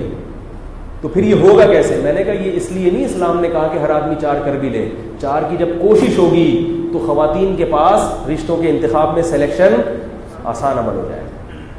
پھر لڑکی اور اس کے ابا فیصلہ کریں گے کہ آپ نے 4 رکھنی ہے, آپ نے 3 رکھنی ہے, آپ نے 2 رکھنی ہے, آپ کنوارے رہو ساری زندگی, آپ میں صلاحیت ہی نہیں ہے. آئی بس یہ تو ایک رسد اور طلب اور سپلائی اور ڈیمانڈ کا ایک توازن پیدا ہو جائے گا کہ رسد جو سپلائی ہے وہ کم ہوگی, ڈیمانڈ بڑھ جائے گی, تو عورت کی ویلیو کیا ہوگی؟ بڑھ جائے گی. اس لیے یہ جو کہا جاتا ہے نا عدل نہیں ہو سکتا, یہ نہیں ہو سکتا, فلاں نہیں ہو سکتا, یہ تو لڑکی کے والے بھی تو فیصلہ کریں گے نا کہ ہو سکتا ہے کہ نہیں ہوتا. تو اس لیے میں لڑکیوں کو کبھی ترغیب نہیں دیتا کہ بھئی آپ کسی کی دوسری بیوی بنو. میں کہتا ہوں اگر پہلا ڈھنگ کا نہیں مل رہا تو پھر کنوارے بیٹھنے سے بہتر ہے کہ کسی, اور یہ گورے بھی کہتے ہیں, ایک فرانسیسی عورت نے یہ بات لکھی اپنی کتاب میں کہ میں کسی نااہل اور جاہل کی پہلی بیوی بنوں, اس سے مجھے زیادہ بہتر یہ لگتا ہے کہ کسی اہل کی 10ویں بن جاؤں میں. اس نے 4تھی نہیں, اس نے 10ویں لکھا. اس نے کہا کہ ایک آدمی اگر عورتوں کو سنبھال سکتا ہے, ذمہ دار ہے, اس کی 9 بیویاں ہوں گی نا, میں اس کی 10ویں بیوی بننا قبول کر لوں گی. مجھے وہ کنوارا نہیں چاہیے جو اہل نہ ہو, ہیروئن کی چرسی اور حقوق ادا نہ کرتا ہوں, وہ مجھے کنوارا نہیں چاہیے. یہ ہم عورتوں کو کہتے ہیں کہ اگر کوئی کنوارا اچھا مل رہا ہے تو بھائی دوسری شادی والے کو کیوں اپنے آپ کو آزمائشوں میں ڈال رہی؟ پتہ نہیں وہ عدل کرے نہ کرے. بعض ایسے بے غیرت ہیں, کر لی, جب سسرال کا دباؤ پڑا اور صاحب ڈھیلے ہو گئے, چھوڑ. اور بعض یہ بھی کرتے ہیں دوسری کو کر کے پہلی کو لٹکا دیتے ہیں, اس کے ساتھ ظلم شروع ہو جاتا ہے. تو اس لیے ہم آپ کو تو کہیں گے کہ بھئی عدل بھی کرو اور یہ سب کام کرو. ان کو ہم یہ کہیں گے کہ جب آپ کو کنوارا مل رہا ہے تو وہ آپ سے بولو بھائی نہیں کرے. یہ ہے اس بارے میں اعتدال کے رائے. کہاں سے کہاں بات نکل گئی. تو ویلنٹائن ڈے نہیں منانا چاہیے, خلاصہ یہ نکلا ہے. چاہے اس کے کیسے ہی دلائل دیے جائیں, کیونکہ اللہ تعالیٰ نے ہمیں کیوں پیدا کیا ہے؟ آزمائش کے لیے. تو ہم کلچر گوروں سے نہیں لیں گے. جو سورہ ملکی میں آیات بتا رہا تھا نا, اللہ نے جب آزمانے کے لیے پیدا کیا ہے تو ہمارا تو ایک ویژن ہے, جنت حاصل کرنی ہے, ہم اس کو سامنے رکھ کر زندگی گزاریں گے. ہم گوروں کو سامنے رکھ کر زندگی نہیں گزاریں گے, کیونکہ وہ اسی دنیا کو اصل سمجھتے ہیں. لہٰذا وہ نائٹ کلب بھی جاتے ہیں, شراب بھی پیتے ہیں, زنا بھی کرتے ہیں.